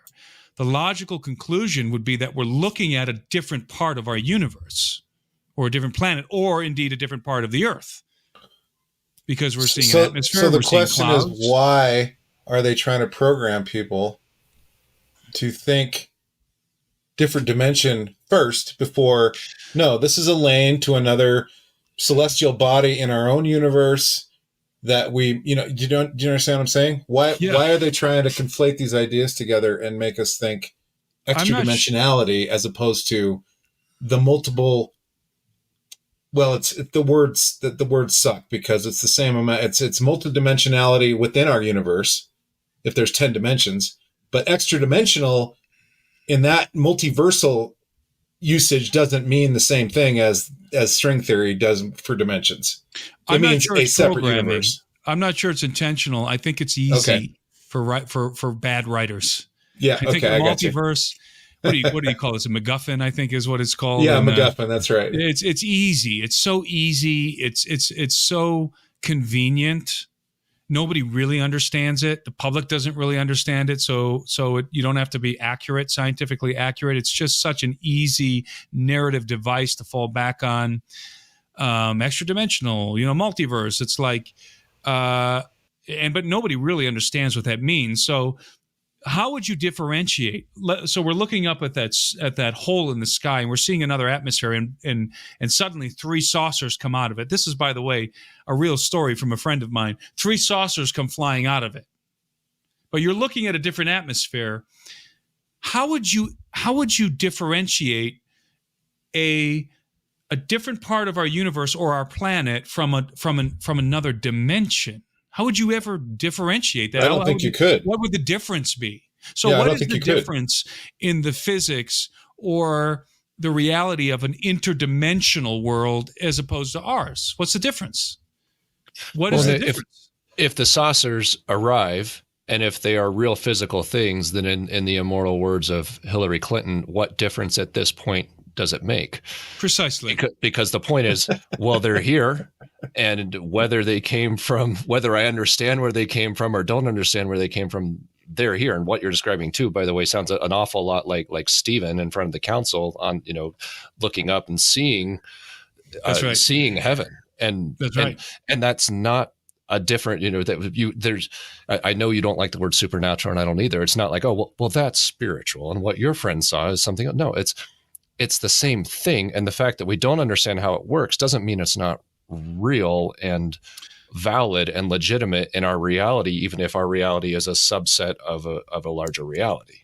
Yeah. And even if it is interdimensional, it's still part of the fabric of our universe. Yeah. Because this is where people conflate alternative universe theories or alternative world theories. So an alternative world or an alternative universe, which is a little bit different from multiverse, that is a world entirely distinct from ours. Like, it doesn't have the same physics. It doesn't, nothing should be very similar to our world. This is a world that does not exist within our universe. Okay. This is a world that's in a different universe, one that we can't even comprehend. This would be akin to Narnia. Although you could make the argument that Narnia is another planet, which C.S. Lewis kind of does, actually. Yeah, he does. Well, the wood between the worlds, right? Where did the That's by the right. way, where did the White Witch come from? Mhm. She came came from a planet from Charn, which is she very came much from like Charn. Mars, She came from which I another think is world. Mars, actually. So, Yes. and I'm not saying that that's a fiction, of course, but I think in Lewis's brain that was Mars. She came from Mars. I think there's Yeah, a but very interesting. C.S. Lewis knew something. I mean, we've concluded that again and again. Like this guy, he knew something. He was on to something. He was thinking on a level. I think that was, he was thinking in ways that would not have made him very popular in mainstream Christian society, were he to voice them frankly. And so he sort of cloaked these ideas in the fictional narratives that he wrote. But yes, I think he was thinking about a lot of this. And I would also say Tolkien was, and that shouldn't be surprising because they were part of the Inklings, and they'd sit around and probably talk about these very kinds of things. So, so the point is, you see a portal open, you're looking on the other side, there's a different atmosphere. And by the way, these craft, these saucers, are flying through one atmosphere into another. They're not just blinking they're not just suddenly supernaturally appearing, right? They're flying, they're traversing from one atmosphere to another. So there's a And physical it's not continuity that the craft between. is interdimensional on that side of the portal and physical on this one. That's not what's happening. It's the same craft operating on the same physics on that side of the portal as it is on this side. And I'm referencing in my mind a particular incident, by the way, and actually a set of incidences. Am I opposed to the interdimensional hypothesis? No. I just don't understand why people axiomatically reject the extra dimensional hypothesis, which is logical. And you can take a telescope, and of course the flat earthers will object, but you can take a telescope and look up and see Mars and Jupiter, and you can see Saturn and the rings of Saturn, and you can see the moons orbiting around these various planets. I've seen all of this through a high-powered telescope. And they look just like they look in the books, by the way. And you can see those planets. And there they are every night. You can walk outside your house without a telescope and see them gloss and shimmer in the night sky. You don't have to twist your brain into a pretzel to figure out how they might exist. They're right there. They're right there. And so it's like the easiest explanation for craft that can operate so effortlessly in our atmosphere and out of our atmosphere in outer space. By the way, keep in mind, everybody, that UFOs have been observed operating outside of the atmosphere of planet Earth. In other words, out Right. there where our satellites and the space station and the other artifacts we have out in space are orbiting the Earth. They're out there flying around just as effortlessly as they're flying around down here. So if you have these craft that can fly around in the outer atmosphere of planet Earth or outside of the atmosphere of planet Earth in orbit, let's say, then how big of a logical leap is it to assume that they're doing the same thing in the atmosphere of Mars and around the atmosphere or in the outer space around Mars? I mean, it's not a big jump. This would not be difficult for somebody in the possession of this kind of technology that performs these kinds of technological feats to operate, to be able to traverse our solar system and enter into a base, let's say, on Mars. I mean, it just seems so strange that people want to gravitate to an extra dimensional hypothesis where you don't even have enough pieces of the puzzle to even make sense of that, because we simply do not understand an extra spatial dimension. How do I know we don't understand it? Because our brains cannot conceptualize it. It's impossible. Our brains cannot conceptualize a world that is comprised of more than 3 dimensions. It's literally impossible. You cannot imagine what a hypercube looks like, a tesseract. You can't do it. It's literally impossible. But here we are so confidently hypothesizing about an extra-dimensional world and extra-dimensional beings when you can't even imagine what a freaking hypercube looks like. Mm-hmm. And I'm not saying that doesn't exist, the extra-dimensional world. I'm just saying it's like the Marvel movies. It's what do we call it, a MacGuffin? Yep, it's like right. It's like a MacGuffin for Christians to just default to extra-dimensional. And I'm saying, okay, I got it. I understand that's on the table, but don't ignore the most obvious and logical conclusion here. Yeah. Okay. It's unnecessary. We don't need 7 more dimensions to explain the basics of what we're seeing here. How many Christians do you have to talk to that spiritualize the elder race? And you have to point out all the places in the Old Testament, even without going to the Dead Sea Scrolls, where they physically interacted with everyone. Yeah. And there's a lot of Christians that tend to think that it's just all spiritual. And it's like, why do you think that? The Bible doesn't say that. The Bible says that they're physical. Well, when they get here and they interact with us. Even some of my favorite scholars will say that angels, they assume a human form. Yeah, I've heard that too. And it's like, assume a human form. And I'm like, why would you put the word assume there? Right. So you have to accept all of the ridiculous things. If you're going to make that claim, then you need to own all of the ridiculous things that follow from that statement. So you're saying that angels assume a human. What does that even mean? Like, we're talking about genies. So they assume a physical form, and presumably with all of the organs. I mean, this physical form, is it stuffed with intestines? Do they got all the cells and everything, all the little mechanisms working in that physical form that they just popped out of thin air? They better have something in there because they eat. Exactly right, because they're eating and they're drinking. Where does the liquid go when they sup with Abraham? Where does the liquid go that they drink? Does it go into another dimension? Exactly. Does it just disappear? There's a very bathroom multiverse. That was handy. Right. Yeah. So I'm always just like looking at this, like thinking to myself, where did we get these illogical notions? Why don't we just draw the most obvious conclusions? Why don't we draw the most obvious conclusions? And the answer is largely because we are still bootstrapped with medieval theology and a medieval worldview, a worldview that was largely constructed during the Dark Ages. Yeah. And we think for some reason that this is the correct, accurate view and that we must adopt it. But I don't accept it any more than I believe that foul air is the cause of most diseases. We know that's not the case anymore. So we can jettison so many of these dumb medieval ideas as it pertains to our everyday life, right? Evil humors. We don't believe witches fly around on broomsticks. And these kinds of things come out of the medieval age and out of the Dark Ages, rather. And yet we hold on to all the medieval thinking as it pertains to the Bible. It doesn't make any sense to me. We live in the 21st century.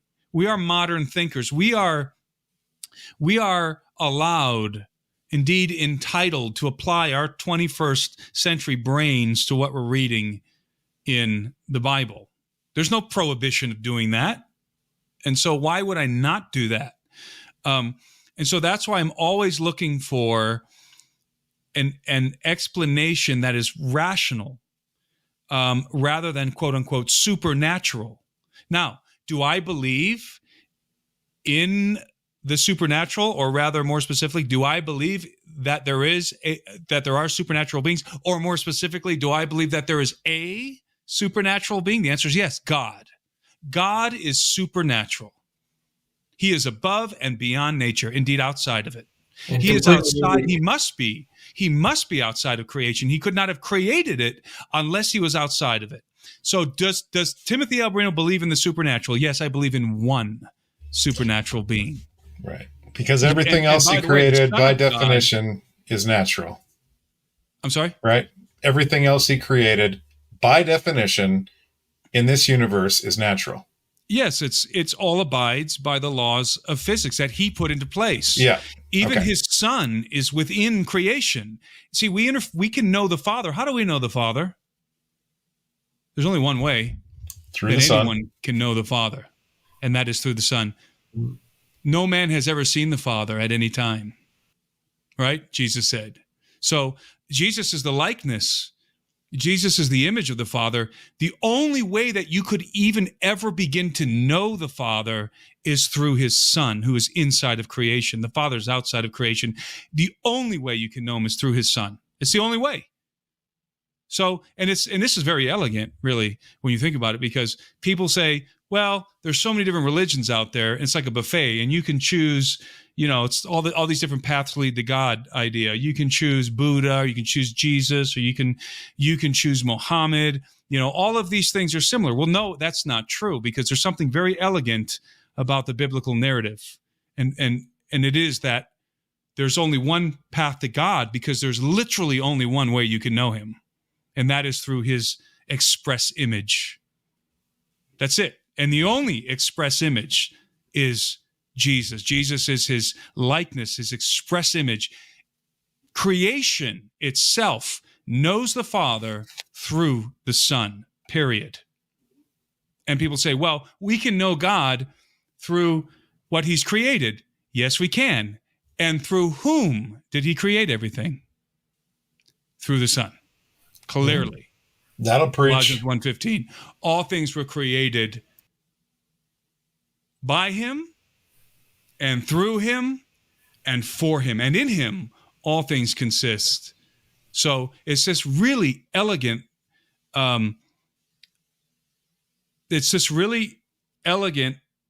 theological exposition that is rarely discussed. This notion that there is this singular supernatural being who is outside of space and time, but he has a representative, indeed his only begotten Son, who is inside of creation. And we can know this unknowable being through his Son. And it's very elegant. And so anyway, that's my little dissertation on supernatural. So do I believe in the supernatural? Yes, one supernatural being, and that is God. He's a singular. And that's that Colossians 1:20, where Christ reconciles the natural to the supernatural. He reconciles all creation back to himself. And I think that's the practicality of that, the reality, the elegant reality that you just described, is a perfect example of what we're trying to do with this podcast and with these conversations, and by bringing material like Birthright to light. Not that it was in the dark before, but to light in our own minds and our audience's minds, is that you don't have to. It doesn't make any sense to separate what we're reading in Scripture from the reality of our lives. That it's written to us and it applies to us 100%. It's not this other hat that we have to put on when we go read that first chapter of Colossians about Christ and who he is and what he's done and how he interacts with reality and the kinds of things he says about himself. We don't have to take our reason out in order to look at that and say, I believe that, because it's describing concepts that we've been so blinded to. But the more we look at the things that are going on around us in ancient past and now and in probably the near future, we realize Christ is necessary. He's absolutely necessary, and none of this makes any sense without him. And that's why that's that statement that you make. There are no atheists in the end times, because you can't conceive of a reality where there's not a reconciliation between natural and supernatural. And then we were saying C.S. Lewis knew some things. Well, Paul knew some things. And he's yelling them at us through Scripture as loudly as he can and repeating them and trying to make them as clear as he can. But they're hard concepts if nobody takes the time to sit down and reflect on them as we've done this evening. And I would add as a footnote to what I just said that Jesus, the Son of God, is also a supernatural being, because he was with the Father from the beginning. So, but the difference is the Son of God is inside of creation. Very clearly, he is inside of creation. And so, it's he who shows us the Father. That's clear. He says so. So, I have this term that I use for the Son of God in my book, and it's really quite a loaded term, and I'm not sure people really understand what I mean when I use it. I refer to the Son of God as the singularity. That is how I think of him. He is the singularity, both in his uniqueness among all the other sons of God, right? The only begotten of the Father, but also in the cosmological sense. See, the initial singularity is the initiation of the Big Bang. Well, that's the Son of God in the Scriptures. So this is I don't know how I got to, because of the term supernatural. I wanted to clarify that. So I believe that everything is inside of our universe. I do not believe there are other universes that are separated from us by some kind of a veil. I don't believe in that. I don't think there are other universes. I do believe that there are more than 3 spatial dimensions to our universe. That's hyperspace. I do believe in that. I do not believe in alternative world theory, that there is, adjacent to our reality, a completely different world. I don't believe that either. Rather, I subscribe to what Paul says, that we see through a mirror dimly. And what I've understood that to mean is, and what it really does mean, practically speaking, is we have cataracts. So think about seeing through a mirror dimly. You're looking through a dim, dirty mirror or window or glass, right? Or we see through a glass as it's sometimes translated dimly. Well, this is precisely the condition of cataracts. People who have cataracts have this film over their eyes. They can still kind of see the world, but they see these abstract shapes, right? They see the world dimly. And this is our condition because of the fall, because of what precipitated in Eden, and of what precipitated from Eden rather. So if the cataracts, which is, by the way, is going to be taken away from our eyes, the New Testament, it says that we will see him, meaning Christ, as he is. We will see everything the way that Adam saw the totality of creation. We will perceive the totality of creation.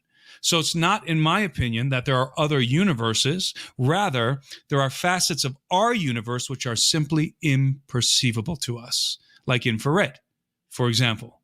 There are spectrums of wave and sound that are imperceivable to us, but I think that much of this imperceivable reality around us is going to become perceivable to us at the resurrection, when we're reset to the blueprint of Adam through Christ. That verse that you quoted, or that you referenced, when we see him as he is, that's 1 John 3. And it says, not only will we see him as he is, it says we will be like him, because we will see him as he is. And and being like Christ, of course, we know what Christ is like, because we have examples of Jesus interacting with his disciples after he was resurrected. And he does all the things we do, right? He's sitting there on the beach post-resurrection, sitting with his body, by the way. It wasn't like there was a new body. It was his body resurrected. So what's going to happen to us? Our body resurrected. Our body refashioned, but it's our body. So much so that Jesus had the marks of the crucifixion. Right. So Thomas had to touch the marks of the crucifixion, the piercing, the scar in his side, to be convinced that this was in fact Jesus of Nazareth, who was crucified and buried and rose again. And so this is a very good example of what I'm talking about. Is Jesus presently a spiritual being? Yes. Is he presently a physical being? Yes. But so are we right now. We are spiritual beings in physical bodies. And it's not that the physical body is bad. That's actually a heresy, this notion that the physical world, material world is evil. The reality is that we were created to be a composite of spiritual and physical. And those two things are not, it's not that they're not supposed to exist separately from one another. It's two sides of the same coin. And I would say that is the same condition that the elder race is in, that the angels are in. They are composites, just like we are, although they are of a higher nature. Their biology is even more remarkable than ours, whatever that means. But they're not genies. They're not genies. And so I don't know if I'm conveying how well I'm conveying this, but we live in one universe, the totality of which we cannot perceive. But it is one universe, one singular universe. Right. Just like our spiritual and our physical bodies inhabit the same, like we're both beings. Our spiritual bodies are not members of another dimensional universal place. They're here with us, just like everything else. And it also makes sense why the enemies of Christ, the enemies of God, thought they could get away with what they did. And they thought when they crucified him that they won, because they thought that since God was outside, the Father was outside of all of this, that, they could just kind of run roughshod over everything, and didn't realize the truth of what God had done with the incarnation. But like you said, one spiritual being, and then the physical creation that he's given us. And there are spiritual aspects and physical aspects, but they're all in this space, not other spaces, not spaces that we, like you said before, we can't really conceive of. We pretend we can conceive of them, and we can write stories and have movies, but we're not really understanding anything about that. And it's kind of silly that people, we entertain it in a way that we try to believe like it's real. Right. And I would certainly differentiate between supernatural and spiritual. Spiritual is a biblical term. Supernatural is not. Spiritual is a biblical reality. What we conceive of as supernatural is better defined as magical, and fanciful. So, and that's not to say that people say, well, didn't Jesus do miracles and stuff? Of course, I believe in all of that. And that doesn't contradict what I'm saying at all. And because, by the way, number one, Jesus is the architect.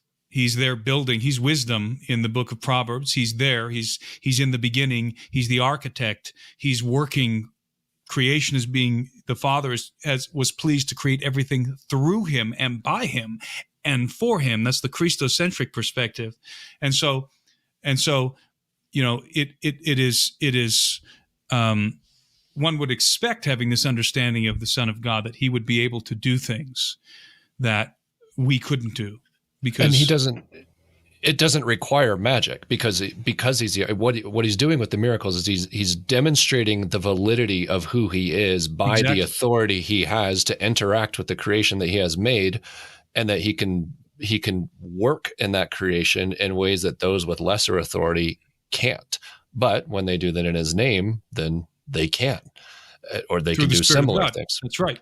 Exactly. So it's the opposite of magic. It's working very much within the rules of creation, so long as you're working within the proper authorities, and the creation is responding to its creator and those authorities. There's no magic necessary. Right.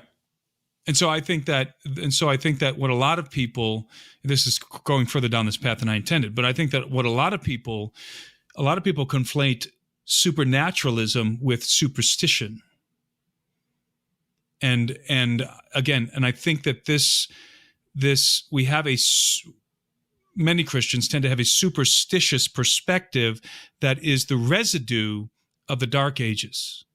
They assume that this perspective comes from established fact, let's say, when in reality, this perception that they have is more akin to superstition than it is to reality. And there's we could go on talking about this for hours, and and I don't want to put out the wrong impression. I absolutely believe in the Spirit of God and in miracles and all of that. That's not what I'm saying. And there's a clarification of this in my book, Birthright. And I don't even remember how we went down this path, but the extra dimensional stuff, I think, is what kind of led me to these thoughts. But it happens to us all the time. To summarize, I do believe that there is a possibility of an extra dimensional reality, whatever that means, whatever that looks like. I do fully subscribe to a hyperspatial hypothesis.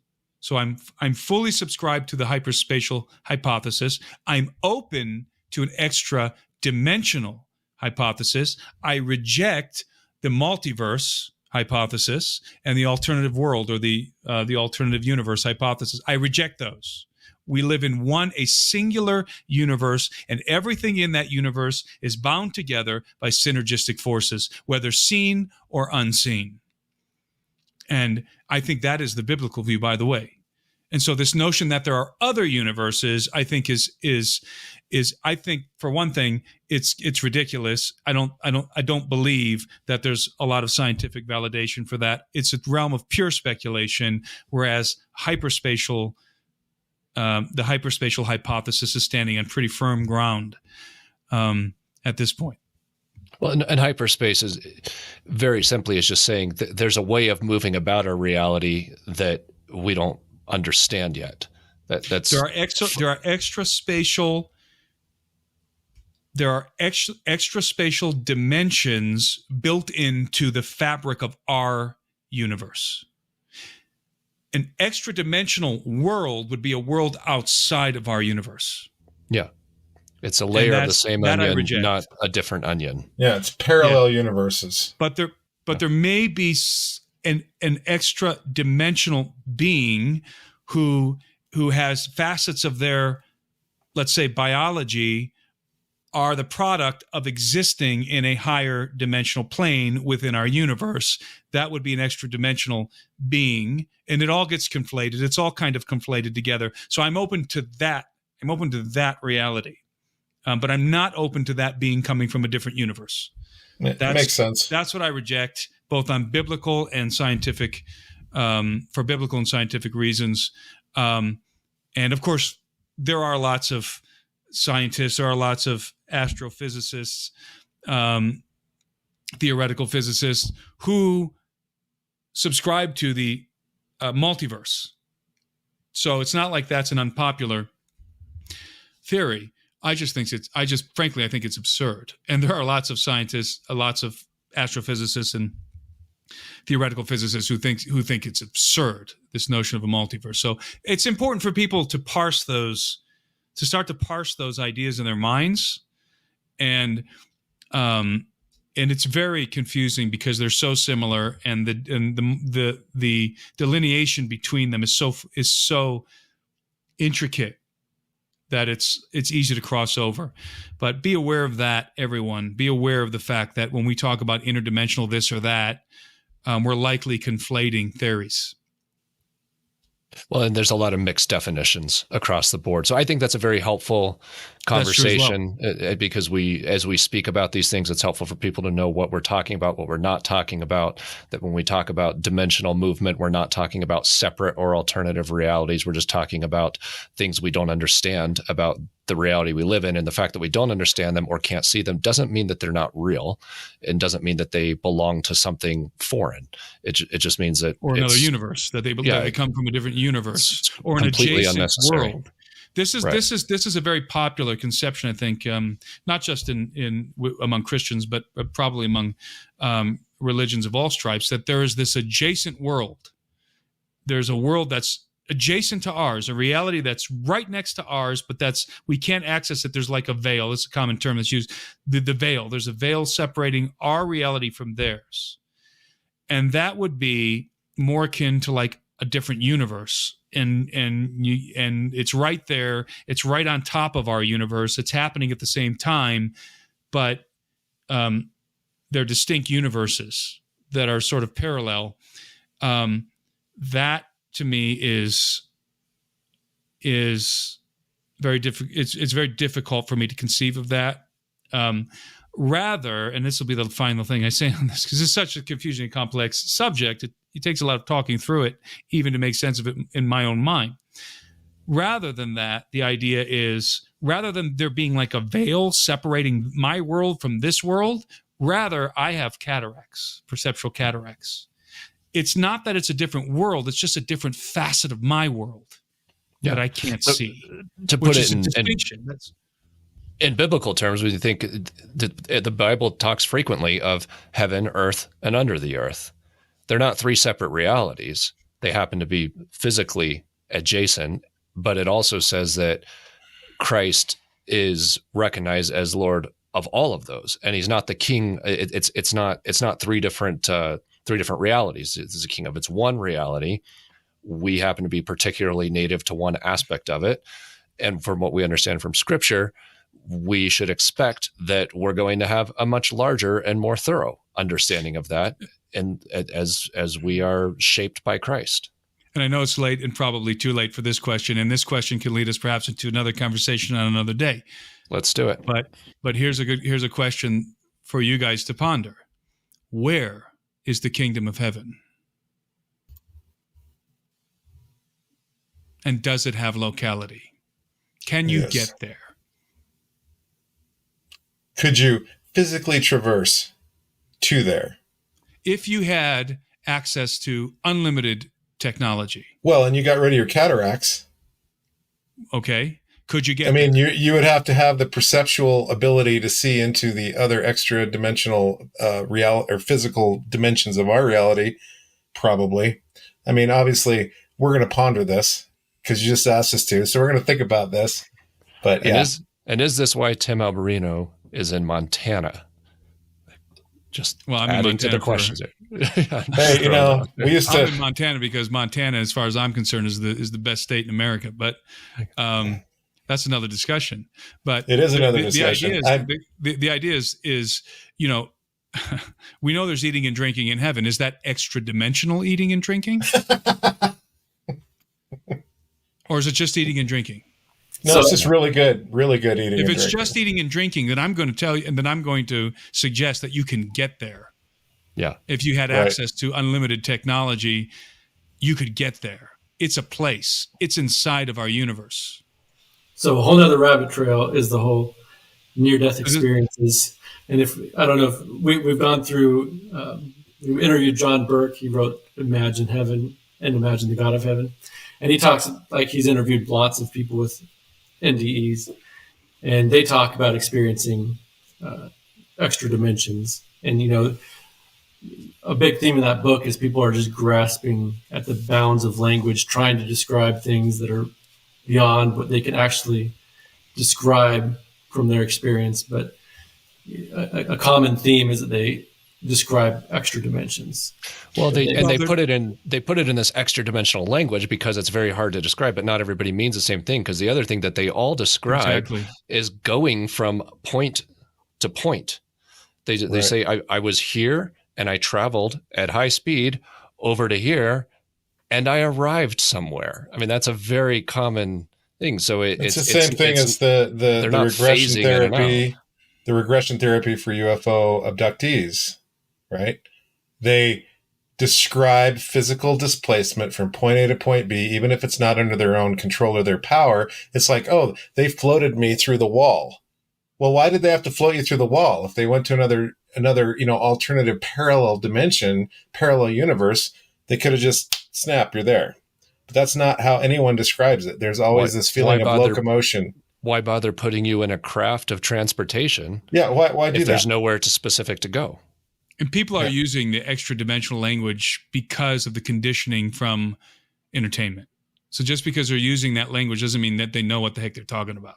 They're just trying to explain something that is outside of their normal experience. There's something that they cannot really describe.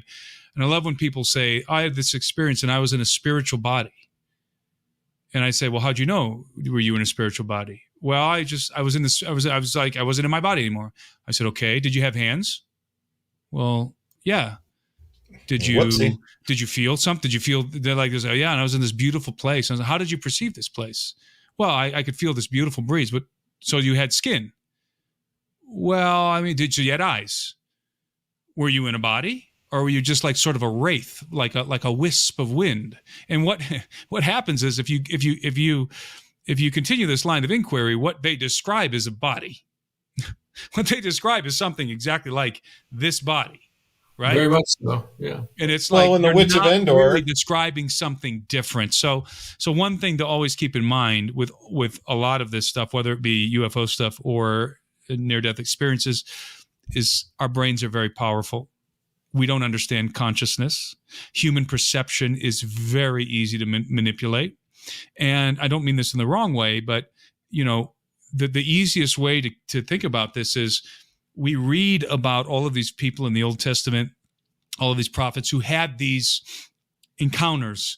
They saw this, they saw that, they saw angels, they went up here, they went up there, you know, they were taken to the throne room of God. And what I think people forget is that none of those guys went anywhere. None of them went anywhere. They had visions. All of the experiences were visionary. Dreams and visions. Where's your body when you're dreaming? It's in the bed. Where's your body when you're having a vision? It's wherever you happen to be sitting or standing. Okay? You're not going anywhere. All of this is happening inside of your perception, inside of your consciousness, your mind, or whatever you want to call it. So we are connecting. We're plugging into something, and this is the way that God communicates with us so often through visions and dreams. Not so often. I mean, you know, the prophets, let's say in the Old Testament. But guess what? We can plug into this thing in a, let's say, perhaps in an illicit way as well. It's called ayahuasca, psilocybin, LSD, where people are sitting, you know, you can have somebody tripping on LSD, you know, rolling around on the ground. In their mind, they're riding a unicorn, you know, on a rainbow. That's where they are. But they're not there. They're right there in front of you. You see them, but they're not there in their mind. They're not there in their mind. And for all intents and purposes, where they are in their mind is just as real as where their body is, right? So this is something we always have to keep in mind. We do not understand human consciousness. We don't understand it. It is largely a mystery still to the human species. We don't understand it. So this idea that the power of perception, the perception is in play all the time. So essentially the prophets were having their perception hijacked in order for a message to be delivered to them. They're not being picked up and brought into heaven. It's not even by the way, in Enoch, if you read the book of Enoch carefully, you're going to realize that the book of Enoch, the entirety of Enoch's experience is in a dream state. So we have this misconception, oh, Enoch went to heaven and saw X, Y, and Z. Not according to the book of Enoch. According to the book of Enoch, Enoch was sleeping. And he saw X, Y, and Z. Now, was he taken to heaven after he saw X, Y, and Z in a dream state? That's actually debatable. But, and there's, you know, I'm producing my own book of Enoch with commentary and introduction and so forth. I'm actually doing it with Nate and Luke from Blurry Creatures, and that's coming out soon. So I've had to read through the book of Enoch more times than I want to, believe me, for editing purposes. So if they produce a commentary on Enoch, they can no longer say we're just dummies asking questions, because that's getting full. That's right. They always say that. I produced the commentary, so they can still say that. So they can still say that. But have you looked at Heiser's commentary on the book of Enoch? What'd you say? Did you look at Heiser's commentary on the book of Enoch? I haven't actually.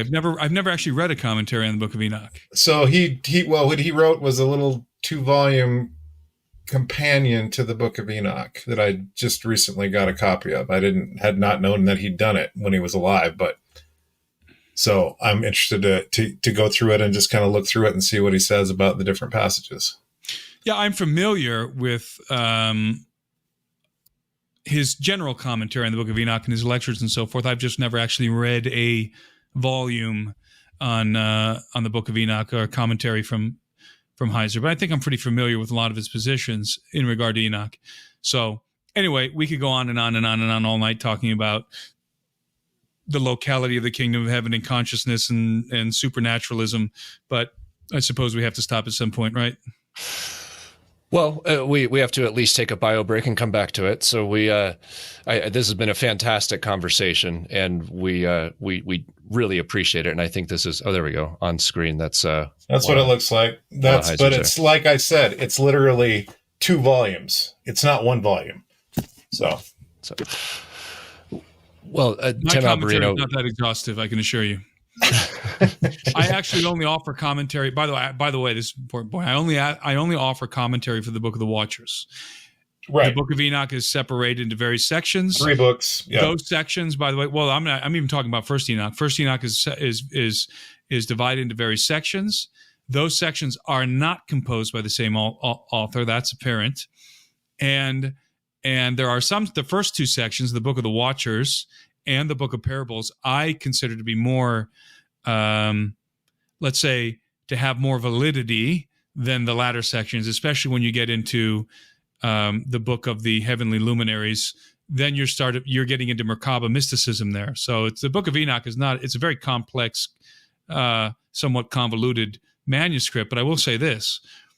First Enoch, and the reason why I only provide commentary for, the Book of the Watchers, the first section of First Enoch, is because that's the historical narrative. Everything after that is visionary, is metaphorical. The historical narrative of Enoch is contained within the Book of the Watchers. And then what comes after the Book of the Watchers is the Book of Parables.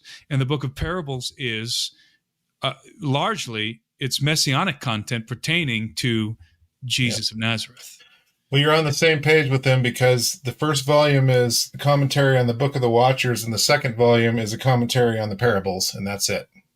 And you know what? If I were going to write commentary, those are the only 2 sections I would write it for. Indeed, I only wrote it for the Book of the Watchers. But in my introduction to Enoch, I get a lot into the parables. The parables are incredible. The parables are the validation of First Enoch. So the first 2 sections of the Ethiopic Enoch, First Enoch, I believe, are authentic and are certainly written long before Christ, and indeed may have actually could have been penned by Enoch himself, or copies of some manuscript, or the result of a transcription from oral tradition that comes from the antediluvian world. So, or telepathic tradition. We're tumbling down a rabbit hole here, but anyway, I think we should probably put a lid on this pin one. in it. Yeah. Well, it's been an absolute pleasure, Tim. Thanks so much for joining us. Absolutely. And I hope you're sensing, and I hope our audience is too. There's a lot more where that comes from, and we'd be happy to have as much and as lengthy a conversation as you're up for, because this stuff is very, very important. It's important for people to be considering. It's important for people to be pushed. And what we see as a result of conversations like this is people taking Scripture more seriously. It magnifies Christ.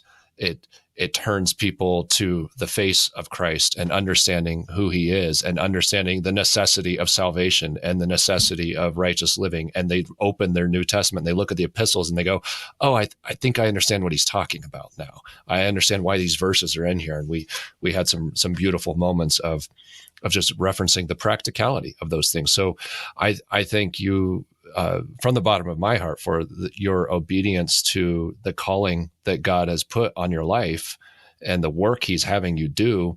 And I think that I don't think we have any real concept of how important it is and how he's using that. And I think when we get to the other side and we see more with fewer cataracts, then I think we're going to see all kinds of ripples. And this conversation and so many like it are helping people understand Christ. It's helping people turn to Christ. And that's what we're doing here. And that's the fun of it. And that's why it's always worth the time and the effort to continue that. So thanks so much for joining us. by the grace of God, we'll do it again. Keep up the good work with what you're doing. We've benefited tremendously from all the hard labor that you've put in over time. And this conversation has just been a joy from beginning to end. So we appreciate it. Well, thank you, gentlemen. The pleasure was all mine, I assure you. And we'll have to have a part 2 to this discussion. I'm just getting going. Let's do it. I know. We'll do it. For an entire cup of coffee. So no, I love it. Someone has rightly remarked that you can tell how well Tim's brain is working by the amount of sips of his coffee that he's taken. So by the time I get to the bottom of this cup, I'm just getting started. So well, I said normally, when I'm on this podcast, I'm sitting in my man cave smoking my pipe. And you've been holding that cigar the entire time, and I'm like jonesing now. So Brian's not going to bed after this; he's going straight out to his shed. So that's right. Dan's going to bed. Dan's on East Coast time, so he'll go to bed. It's morning where he is. So. Yeah. Well, Mr. Babylon listeners and watchers, for the first time, thank you so much for joining us, and we look forward to the next episode.